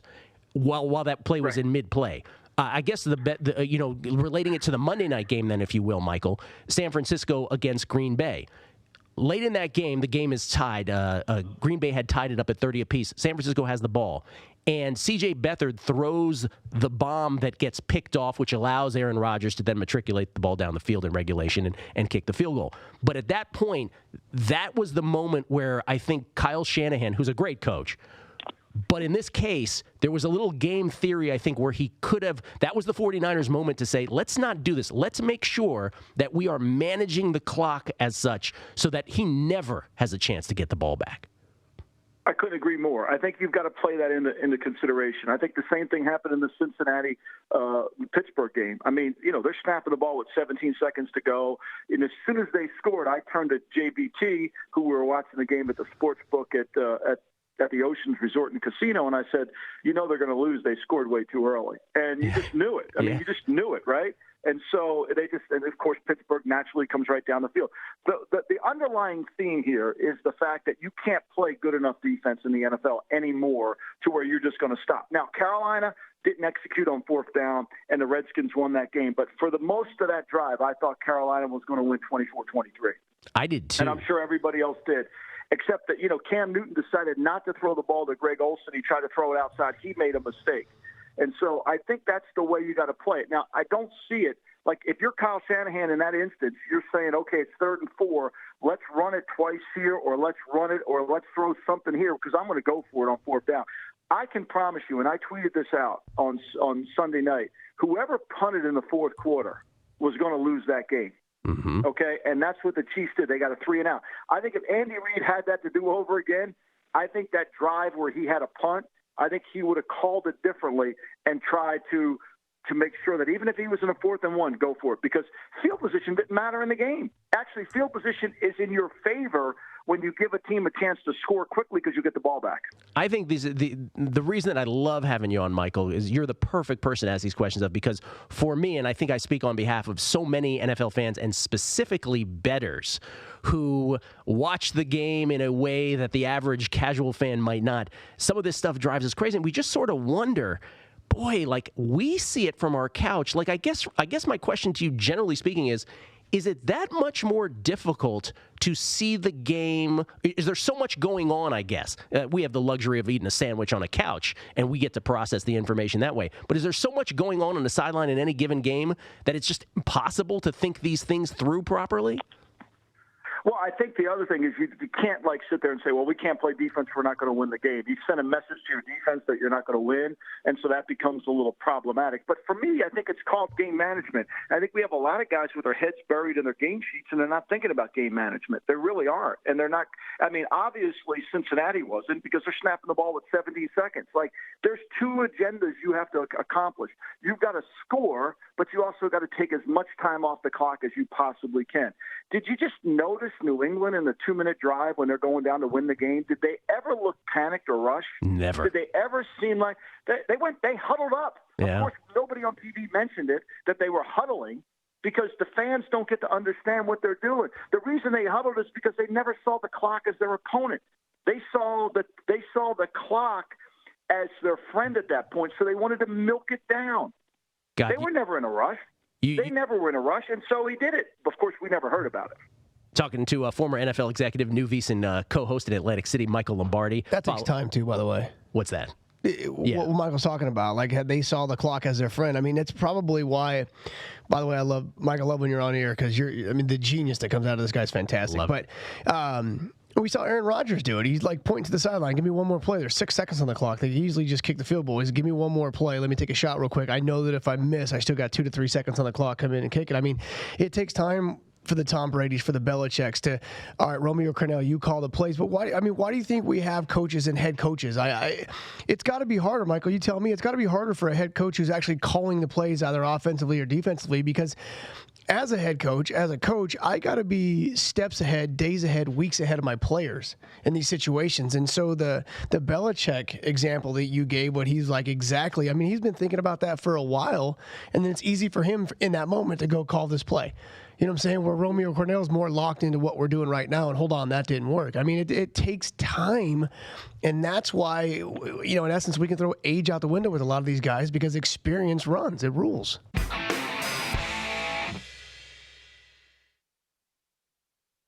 Follow the Money's Mitch Moss and Paulie Howard. Take a look at the games everybody's talking about for Week 7 in the NFL. Inside the Numbers. Next, the best of VSiN. This is Inside the Numbers, the Pro Football Edition, the very best information from VSiN's hosts and guests on this week's biggest pro football games. You can listen to VSiN on SiriusXM Channel 204. Watch us online at vsin.com and follow us on Twitter at VSiN Live.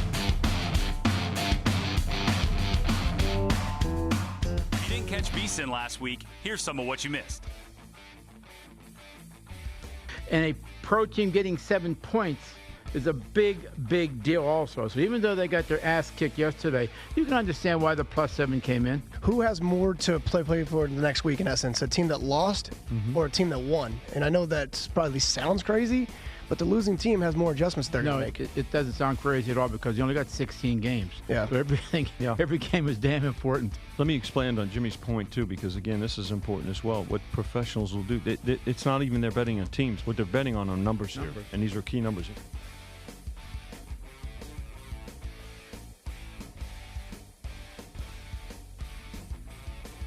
But what you're going to have in the next 10 years, this is going to be the gambling, you know, you've always had the mecca of gambling in Vegas. But in the next 10 years, America is going to be the place for gambling. Forget what we've had in the UK. Forget what we've had.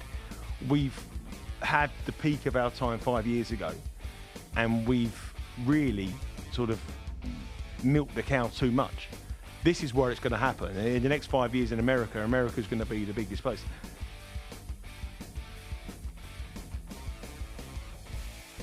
Typically, if I'm off on several games, which I was, you would think, all right, well, you must love 3 or 4 games then. Mm-hmm. And, you know, in reviewing them, I'm like, maybe it's a commentary on me being skittish. Maybe it's a commentary on just how I feel like every one of these teams is so Jekyll and Hyde that I don't feel confident in it. But I literally, of all those games, I still only like Tampa Bay. Yeah, and that's a fair point, and it's an important point, Gil, because it's not automatic where you have, let's say, a 1 to 2 point differential where you're going to say it's an automatic play, because then you start saying, okay, wait a second, did I miss something? I think to your second point too, it's like, you know, these teams, who are they?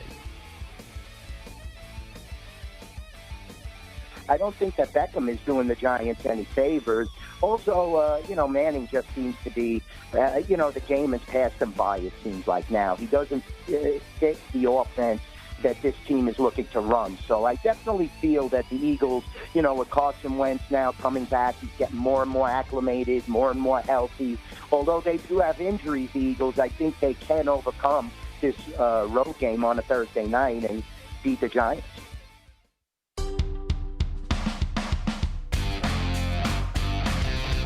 Welcome back to Inside the Numbers, where you get the best insight from VSiN's experts on this weekend's biggest pro football games. Welcome back. It's time for Follow the Money's Big Game Breakdown. Check out who Mitch and Paul like in this weekend's Spotlight Games. Follow the Money buffs up the analysis in Big Game Breakdown. On the road here for the Pats, lane 3 in Chicago against the Bears. Now 2.5 this morning. Oh, wow. 2.5 here at the South Point. When did that move? It smells. It stinks to high heaven. Why are the Patriots 2.5 against the Bears? That let's be honest. That game 2 weeks ago was a fluke with Trubisky. Okay? And not to mention, I know Michael Lombardi's strong. right. He's right about the heat, and it's tough. We told you that. It's tough to play in Miami in September and October. The tackling stunk. The defense stunk. Osweiler threw for 380. Matt got hurt. Here comes the GOAT. Well, okay, fine. But here comes the GOAT. Here you go. 38, and 43 points the last 3 games. Here comes Michelle, Gronk, Edelman, Hogan. What are you going to do? Gordon. Who are you slowing down, right? 2.5. I mean, you're absolutely right. How is this number not minimum 4? What's going on here? It's down to 2. I've lived here. So much money to come off the key number. I'm What? sorry. I lived here for 18 years. The Bears win the game. It stinks. They're telling you. They're begging you to bet the Patriots. It doesn't make sense. Doesn't make sense. That's exactly what they're doing. They are saying, look, guys, windows are open. You can bet the Patriots, and Brady and Belichick can only lay 2.5 points against who? The lowly Chicago Bears. They just lost to Miami. We'll gladly accept all of your wagers right now. It's Tom Brady against Trubisky's laying 2.5. Oh, and look again. Don't look now. 2.5. Football Outsiders has them number 5 in offense. Here we go. The Bears have the number 1 defense. But maybe you want to look at the Jacksonville game earlier, but that New England team is long gone. Yeah. Long gone. They are back. They're still hovering around 6-1, maybe a little bit better to win the Super Bowl. The Patriots. Now, clean up the defense. I guess you could say, all right. I mean, but that's also Mahomes, though. Yeah. And what Kansas City did. Oh, yeah, I mean, Paul, they had, in that game, the Chiefs had possession of the ball for 10 minutes in the second half. They scored 31 points. They averaged 3 points a minute with the ball. How many teams in the NFL can do that against Bill Belichick? Was it Michael who also said did Michael say that about who the Bears beat? Or was that Roper? I think it was Roper. Well, either way, that's fair, too. I mean, give me the great wins the Bears have had. Tampa struggled in the desert against Arizona, lucky to win that game. They were taking apart Green Bay in week 1, but it doesn't matter. I don't think Green Bay's that good. No, they have issues. Right. Lost to the Dolphins and Osweiler. I mean, give me the great wins the Bears You're have. right. I don't understand why it's now 2.5. How about this now? Lions on the road after the bye against the team that beat Chicago last week. They're in Miami at the Dolphins. So some post-bye week numbers here on Detroit. Again, 3 total here is 46.5. Steve Makinen does an unbelievable job with this stuff in Point Spread Weekly. They are 5-1 straight up NATS post-bye week games since 2012. They did lose last year. They've also gone under the total in 5 straight post-bye week games and are 11-3 under since, the last 14 games. Last 14 years off the bye, 11-3 to the under. There's more. His post-bye week system number 1. Play on-road favorites coming out of their bye week. The record is 75-39-2 ATS since 1999. His post-bye week system number 2. Steve Makinen, Point Spread Weekly. Play on-road favorites coming out of their bye week against non-conference opponents. All right. The record there, 25-7-1 ATS since 1999. Great info. I like Detroit anyways. They don't know when Tannehill's coming back. That's not good. I will never bet on Brock Osweiler. And the other thing is, I think Stafford will have success in this game. I do too. Miami's banged up. Ton of injuries. Great spot. You know, one thing, though, I guess it's not a surprise. Detroit's defense, according to the numbers in Football Outsiders, horrible.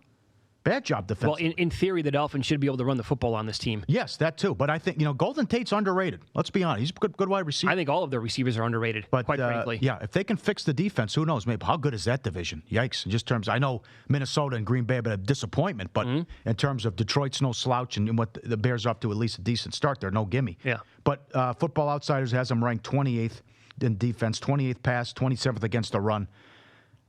I think Osweiler comes back to the Osweiler we all know and love. That to me was the fluke last year.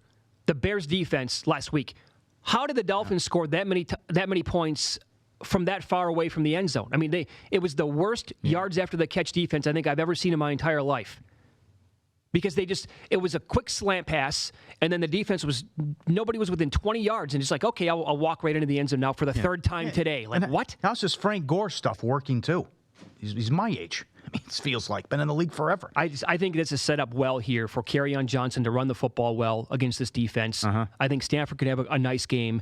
And that to me, Brock Osweiler is not going to do that two weeks in a row. I don't think the fluky touchdown passes that took place last week can go again against the Lions. Like Detroit. Third game here, Bengals at the Chiefs. KC Lane, 6 at home, total is 58. There was a time where in this league, 30-24 is a high-scoring game, and that will go over the total. Right now, 30-24 is not a high-scoring game in the NFL. That would go under right now. So if this game is like last week with a total touching 60, and people saying, you can't make a total in the NFL 60. Come on, this is impossible. It's not going to. And it goes to 83 combined points. I think they slow down Atkins and Dunlap with their offensive line. They've combined for 10 sacks. Other than that, this defense has been a major disappointment. And Mahomes can move anyways, so they have horrible numbers defensively. And I think that Kansas City will be able to do what they want. They are top 10 in offense, the Bengals, but they are 25th in defense, Football Outsiders. This team's a freight train right now. I mean, you see what Brady and what the Patriots had to do in order to win that game and everything you just said. Very concerned about the Bengals defense. And coming off that tough loss, too. Can't lose that game at home. I guess you always lose that game to Big Ben, but once again, in the big spot, always with Marvin Lewis, the Bengals lose. And also, what is the record in prime time? Horrible. Yeah. With Dalton and Lewis. Horrible record. Good point. Monday night, Sunday night, prime time. Terrible numbers. What they playoff should do, numbers. Terrible. So what they should do in this game is absolutely establish the run, kind of like the Patriots did in key drives last week, when Mahomes would hit for a 75-yard touchdown pass, and then the Patriots come back and say, okay, that's fine, but here comes a 6-minute drive where we're going to answer that and score a touchdown of our own. Like, I think Joe Mixon should get 25 carries in this game. Yep. Melt the clock a little bit, because first of all, you're going to need to answer KC touchdown for touchdown, and if the Bengals have to settle for field goals early on, they have no chance to win this game. Because even slowing down KC right now is holding them to 28 points? Right. That's a good game defensively for the. Yeah, absolutely. That's a win. And so if you're going to go out there and just, well, you know what, 3rd and 4, we don't pick up the first down. Here's a 51-yard field goal. Well, you're going to be down 7-3 within 2 minutes. Yep. That's the way this operates with this team. Yep. Some good games, some intriguing games. I'm throwing you for a loop. John, do you have that Redskin tweet that we had earlier about the Redskins win, lose? Oh, that's awesome, isn't it? I can't believe that. Yep. If we can find that That's tweet. One of the best tweets of the entire football season. It'll blow your mind. We'll get it in a second. So they are now at home against the Cowboys, and I like the Cowboys. But also, this is what the Redskins do, and Gil knows this as well. They have the big win, they lose. They have a nice win. You can't. That's what they do. How about this? Bye week, look terrible against the Saints. Coming off the bye. Come back. They win a game where they're up 17-6 against Carolina. Make Carolina look pedestrian. And then here you go. You're exactly right. At home, they lose it. Look at Dan Steinberg, DC Sports Blog. Look at this. 1-1 in their last 2 games. 2-2 in their last 4. 3-3 in their last 6. 5-5 in their last 10. 6-6 in their last 12. 7-7 in the last 14. 10-10 in their last 20. 16-16-1 last 33. 18-18-1 in their last 37. Come on. And look at the follow-up tweet. 28-28-1 over their last 57 games. Oh. That's an unbelievable job out of him. Real life? I'll tell you, that deserves like 10,000 retweets. It does. It really does. We close out the show next with an appropriately named segment, Guess the Closing Lines. That's next on Inside the Numbers, the best of VSiN. This is Inside the Numbers, the Pro Football Edition, the very best information from VSiN's hosts and guests on this week's biggest pro football games. You can listen to VSiN on SiriusXM Channel 204. Watch us online at vsin.com and follow us on Twitter at VSiN Live. If you didn't catch VSiN last week, here's some of what you missed. When it came to Ole Miss and Mississippi State, they said, listen, people are going to bet them anyway, so why don't we go ahead and book the bets? And that is the most intelligent answer. I mean, I don't know what New Jersey's thinking of not booking Rutgers. I mean, if anybody wants to go against Rutgers, is more likely the case, they can still get a bet down. You're correct. You have to applaud how they've allowed the people to come in, make the wagers. They know what people want to bet on, and they've really given us the flexibility to offer wagers.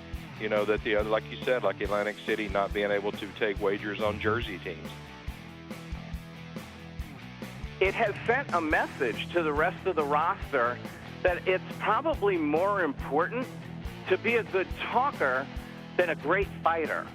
And I've never felt that was a good thing. I thought it started with Chael Sonnen when he got a completely undeserved title shot against John Jones at 205, when he hadn't won a fight at 205 in 8 years. I think it has become that on steroids with Conor McGregor. And in no universe does he deserve a rematch, let alone a rematch for a title. Don't be locked into the construct of ATS, of pre-flop bets, if you will. All kinds of ways to bet, and hopefully you will find the vehicle at different times that works for you. Takes time. That's the other thing, man. And I say this just about like media that covers sports gambling. You can't know sports betting in a week. You can't know it in a month. You're gonna take some lumps here or there. You're gonna have some things that happen. You can't know it in a year. Like it has to be in your DNA. You have to live this for years and years and years before you really know the nuances of this. Yeah, I think there's a good case they made here for Texas Tech. First of all, TCU as a home favorite here in Fort Worth lately, not too good value, 2-11-1 last 14 in that role. I'm not sure TCU is much better, if any better, than Texas Tech. And I'm not sure if Alan Bowman, the freshman quarterback, can't go, and it looks like he probably won't tonight. But Texas Tech might not be better off with the backup Jet Duffy, who actually came in there against West Virginia and rallied the Red Raiders 2 weeks ago in their last game.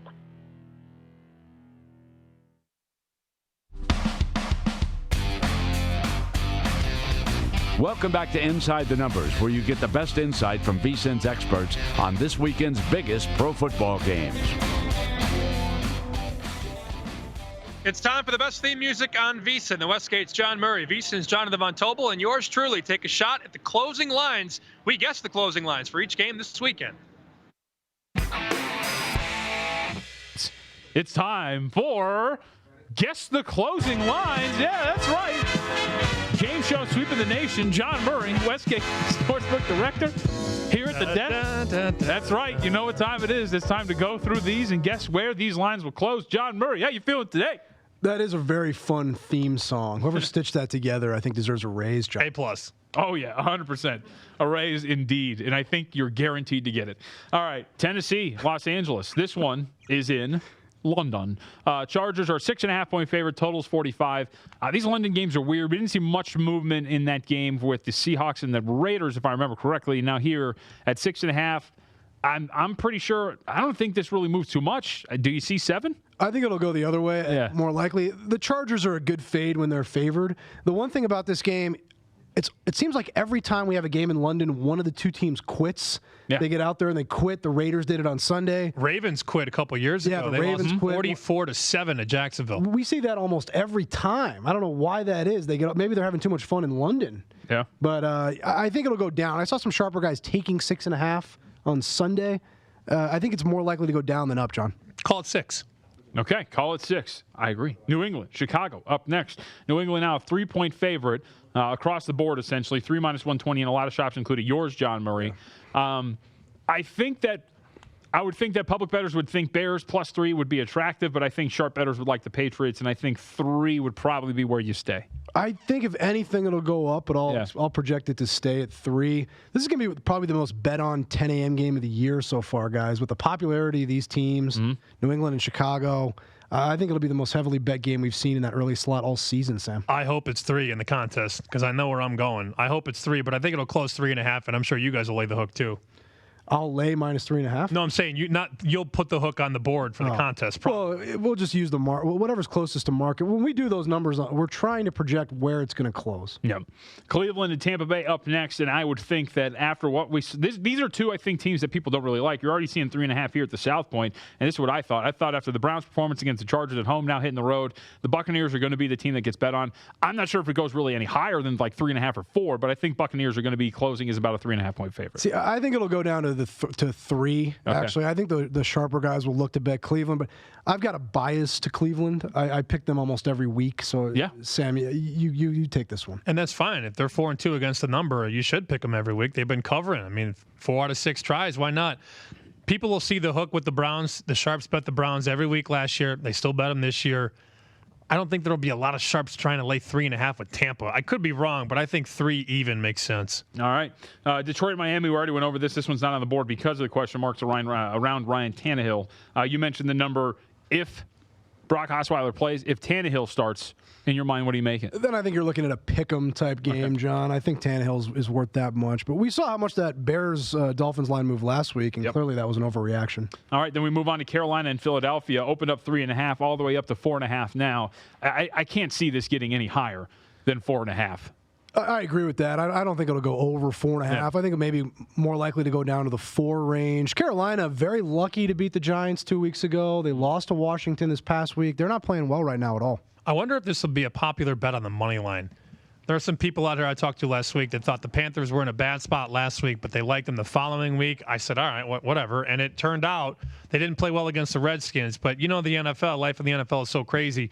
Maybe Carolina wins this game. Maybe there's some sharp action on 4.5. Let's call it 4. Okay, 4 it is for Sam Panayotovich. Buffalo at Indianapolis up next. Indy is now a 7.5-point favorite. No Josh Allen. It's already been revealed that he is not going to play this weekend. You're going to get a full game of Nate Peterman. Woohoo! I thought it was Derek Anderson. Am I mistaken on that? Is it? I thought they were going with Anderson. What's the difference? I think anything is better than Peterman. Although Peterman is hilarious. He's very good for the over because he turns the ball over so much. He has thrown 12% of his passes in the league for picks. That is incredible. I've seen May start. 12%. May start for Anderson. So it is still up in the air, but he is in contention to start. I don't know that the Colts should be laying 7.5 to anybody right now, John. If anything, I think maybe you're looking more at 7. And I know that there's a guy on this panel right now who's talking about locking it in on the Bills. That is right. That could definitely lower the line. I would think. So let me ask you this. Then what wins out? Because I would think sharp bettors would probably take 7.5 with Buffalo, but the public loves to bet against the Bills. They will, and there'll be money line parlays with the Colts. Yep. There'll be teasers with the Colts. So that's where you're going to see a divide in the action. I have no idea where this closes. I honestly have no idea because it was 8 yesterday. It got to 8. Now it's 7.5. Maybe it goes back to 8. I honestly have no idea, and I don't care because I'm not going to bet it. I'll lock this in. It obviously doesn't go below 7, and I think if anything, it goes to 8. Okay. Yeah, it's hard to believe it would go to the other side of 7. That's a good lock in. Yes, I like it. Okay, cool. Bam, cha-ching. Cincinnati, Kansas City up next. Kansas City now a 6-point favorite. Another high total, by the way. We don't care though. 58.5. Kansas City originally posted a 6 after Sunday Night Football. Still a 6-point favorite over the Cincinnati Bengals. Kansas City 5-0 against the number. People know that, and I think this one goes up to 7. 6-0. Oh, that's right. 6-0. No, you're good. It's a good point. Yeah, 5-1 straight up, 6-0 against the number. Well, I agree with John. I think if anything, it'll go up. Maybe 6.5, 7. Especially it's in that Sunday night time slot. Be a lot of parlays carrying over from earlier in the day to the Chiefs. That's right, Sunday night. Why? Flex it, dude. Yep. Oh, yeah. Don't you guys think they should have gone with Saints-Ravens for Sunday Night Football? I think that's the more attractive game. Actually, I personally would have liked Buffalo, Indianapolis, but I think that's a close second. I mean, to each his own, but I think this game not quite as good as the Saints-Ravens game. Although the Bengals, without giving up that late drive, they'd be 5-1 themselves right now. Total 58.5. I know we don't guess the total. We guess the line. I think that total is going to go up too. But, yeah, you probably get to 7 by kickoff. Yeah. I won't be surprised by that. A lot of it will depend on how many favorites win and cover during the day. Well, and people look at their sheets after the afternoon games and they go, all right, well, I'm up a little bit or I'm down a little bit. Well, Kansas City looks good. Yeah. Only 6.5. Oh, of course. And they'll lay it. They cover every week, and that Mahomes guy is pretty good, John. Well, and it depends, like you said. If the public has a good day in the games leading up, it's going to be all Kansas City. Yeah, we see that a lot. Yeah. There's just so much parlay carry over to those games, and Kansas City is going to be like closing every money line parlay this By the way, I finally heard what Patrick Mahomes sounds like. Yeah. I hadn't heard him. you heard him speak? Soft-spoken guy. Yes. Is it like Troy Polamalu-esque? Because I heard it one time, but I can't really remember. You're doing like a Grover Cookie Monster. It's like kind of the Frog. It's kind of what he sounds like. I hadn't heard him. People kept talking about how he sounded. My favorite football voice of all time is Troy Polamalu. I mean, this dude who flies all over the field, sacrifices his body. He's like, oh yeah, we came out, we played really, really hard. A Mike Tyson type voice. Is that what you're saying? Yeah. I don't even remember that. I mean, going to eat his children. There's Mike. No, but listen to Mahomes speak. It's unbelievable. Can we get audio of this, please? The kid's an unbelievable player. I'll tell you that much. Yeah. The throws he makes are unbelievable. And he makes them on the run, off balance, like leaning left, throwing right. Oh, the arm talent's like John, wicked awesome. You don't want to die on the anti-Patrick Mahomes hill. I've seen other people. Gruden didn't like him. Gruden did not like him. I don't have anything to say. Okay. And he got an NFL head coaching job a year after that take. That was a questionable. Yeah, Gruden liked Peterman the most in that class. That's true. Oh, yeah. Swear to God. I still think McCarthy's or the Bradshaw McCarthy Rodgers is a worse take. Oh, yeah. Peterman was a quote unquote a starting caliber quarterback in the NFL, according to Gruden. You have to change how you scheme for this guy. Yep. And Mahomes is what? You don't change how you scheme defensively for Mahomes? For a dude who can throw it 75 yards through the air? He throws on the run and drops it right in there. The kid is incredible. Oh, yeah. I love bad takes. We got to get audio of this. All right, Minnesota at New York up next. And I think a lot of people were surprised that it was 3.5 or 3. The Vikings have been obviously somewhat disappointing up to this point, but the Jets have been money at home over the last year and a half, John. Yeah. But we have seen this drop. It is now 3 minus 120 in a lot of spots. But I do think by the time we get to kickoff on Sunday, a lot of bettors are going to look and see Vikings just -3 over the Jets, and it's going to go maybe 3.5, but it's not going to go past 4. I think that's the right number right there. I mean, either 3.5 or Minnesota -3, -120. I think you're going to get a nice split of the public on Minnesota as the cheap road favorite, and the Sharps taking the New York Jets, especially if they can get +3.5, -110. Like the Vikings to win this game, but that's a number I will not lay on the road. Not laying 3.5 here. It might close 3.5. Total stay away from me, though. You're right. The Jets have been awesome covering numbers at home. Go back to last year, 9-2 against the number at home. Minnesota is starting to right the ship, though. The nice win against Philadelphia, and then they really beat Arizona easier than that. I think Arizona had a defensive touchdown in the first half. And the Jets have faced at home the Dolphins, the Broncos, and the Colts. That is a who's who of powers. Yep. Hey, the Dolphins are 4-2. Yeah, exactly. You just said they weren't good. I don't think they're good at all. But you're as good as your record, Sammy. Yeah, very true. It's absolutely correct. Houston and Jacksonville. Jacksonville opened as a 4.5-point favorite. Now 5 over at your shop, John Murray. 4.5 here. I can't think that Jacksonville, after just being an absolute disappointment the last few weeks, gets action. Texans offensively have actually put up pretty good numbers, although they scuffle with the Buffalo Bills. I got to think like 4.5. It is 5 right now at your shop, but it can't go any higher, right? I don't think Texans it'll go. Are going to get the action. I think the money is going to come in on Houston as a dog here. I think it'll go down.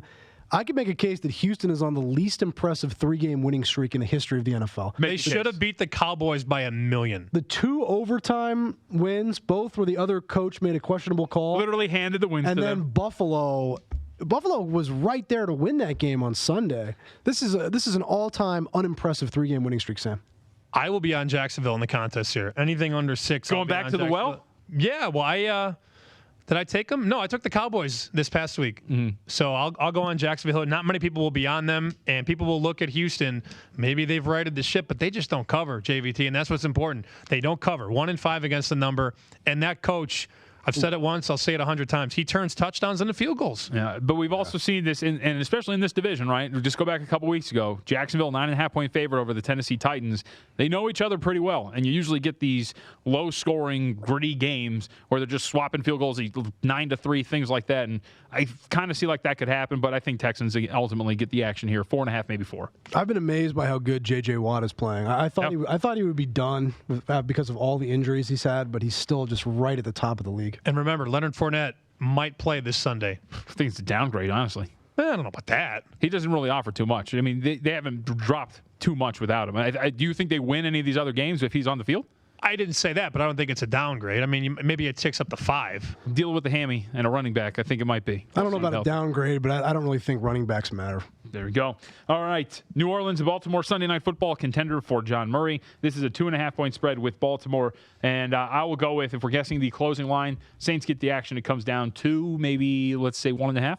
I think the public will be on the Saints. I wouldn't be surprised if we saw this thing go to 1.5. 3, it's tough to picture going to 3. The Sharps, I think, would take the +3. Incredible that the Ravens have still not allowed a second-half touchdown this season. 11 sacks on Sunday. That is really incredible. 6 Baltimore's games. defense is good. 6 games, and you have not allowed a touchdown in the second half. That's insane. Probably closes 2. 1.5's a good guess, too. It's going to go down. Baltimore could be the secret contender in the AFC that no one's talking about. Everybody's talking about the Chiefs and the Patriots, and rightfully so. But I wouldn't forget about the Ravens. I would agree. Number 1 in a lot of good and key defensive categories, the Baltimore Ravens are. Dallas at Washington. We saw the Redskins open up as a small favorite at home last week, close as a small dog, and here we have a similar situation. Do they close as a small home dog yet again, John Murray? I think it's going to be the same situation where this thing closes like pick to Dallas favor. Dallas coming off of a huge win that everybody saw on Sunday. Public loves to bet what they just saw, Sam. Dallas 3-0 at home, 3-0 against the number at home. Dallas on the road, 0-3, 0-3 against the number. The ultimate, I don't even know what I'm trying to say here. Like, they can't cover it on the road. They cover at home. Maybe a pick 'em, but that's only because it's an overreaction to what we just saw. 40-7 over Jacksonville. Probably a pick 'em here, but Dallas on the road, 0-3. They don't cover. I've been to a lot of these Redskins-Cowboys games in D.C. or in Maryland, actually. The Cowboys usually win. Okay. Well, and you got to say, in the role in terms of home dog, right, we saw them as a 2.5-point dog against the Packers, took care of business, got the win over the Panthers just this last weekend, and then they were a 6-point favorite at home against the Colts. They lose outright. Lost that game outright. That loss is looking worse and worse as the season goes, John. Yes, it is. All right, L.A. Rams, San Francisco 49ers. The Rams open up as a 10-point favorite on the road right now, and this is tough because, of course, they put up a good showing against the Green Bay Packers on Monday night, but the Rams are such a public team. Yeah, I think if anything, it'll go up. It'll probably go up to 10.5. I'll call it 11 on this show. Although the Rams have failed to cover as road favorites each of the last 2 weeks, which has been good for the books. How about 10? Let's call it 10. Remember, though, the Rams are going to get ahead in this football game, unlike Green Bay. I mean, Green Bay went up 17-7, but then all of a sudden they're down. Packers were down in that game. Probably closes 10.5 because, unlike Green Bay, people will bet on the Rams no matter what. Yeah, it's not going to be, I think, like this Monday Night Football game we just saw where it went back down to 9. This one, if it's going anywhere, it's going to be 10.5 or 11. Well, the Rams are actually a complete football team. Yep. They don't just have this one guy dragging everything forward for them like the Packers do. All right, and last but not least, the Atlanta Falcons were originally a 3.5-point favorite at your shop at Open, now up to a 5.5-point favorite. You did see a 6 momentarily in your shop, John Murray. If anything, this is going to go up. Falcons near a touchdown. I'm going to say 6.5. You know, I made this game 4, and one of my coworkers made this game 3. We opened this game 3. I'm very surprised by how high this line is. Atlanta's defense is just crushed by injuries. They're terrible. Giants 4 extra days to prepare for this game. They played Thursday for a Monday game. I think it's going to come down, and I think the Giants are going to. I think Giants will cover the spread. Any possibility it goes the other way to 6? Is that possible? Possible, yeah. Especially if we see a lot of favorites on Sunday. Yep. I can't take the Giants. I'm done. They're this year's Browns, man. Last year, the Sharps loved the Browns every week in and week out, and this year it's the Giants, and they come up short constantly. Every week we hear, this could be the week that we've heard this literally every week. This is going to be the game they cover, and then you look up and they're down 20. Think about it, by the way. They covered Carolina. They did. They've covered 2 of the 6. But think about it, too. So this year, 20-8 or 20-9 home dogs, right? They're 0 in that spot, catching points at home. Like, they've been an utter disappointment. They really need to consider going to a different quarterback, John. I mean, Eli Manning just can't play anymore. Around the league, unexpected news, an injury bombshell out of New England. Patriots tight end Rob Gronkowski did not travel with the team to Chicago. Several outlets stating the obvious. Gronk is unlikely to play Sunday, and the move immediately on the Patriots from -2.5 to -1.5 after the news broke. Chargers set to face the Titans in London early Sunday morning. L.A. could be without one of their offensive studs. Running back Melvin Gordon has been downgraded to questionable. He's got a bad hamstring. If Gordon doesn't go, Austin Eckler gets the majority of the carries for the Bolts. The New York Jets have released wide receiver Terrell Pryor. That according to ESPN's Adam Schefter. Pryor has a tear in his groin. He's expected to miss about 2 weeks. Falcons head coach Dan Quinn said receivers Calvin Ridley and Mohamed Sanu, plus defensive tackle Grady Jarrett, all ready to play Monday against the Giants. They plan to return from injuries that kept them out of practice for most of the week. That does it for Inside the Numbers this week. We hope you enjoyed it. Until next time on the Vegas Stats and Information Network, this is Sam Panayotovich signing off. And remember, as Uncle Brent always says, cash and tickets is what it's all about. This is Inside the Numbers, the Pro Football Edition, the very best information from VSiN's hosts and guests on this week's biggest pro football games. You can listen to VSiN on SiriusXM Channel 204.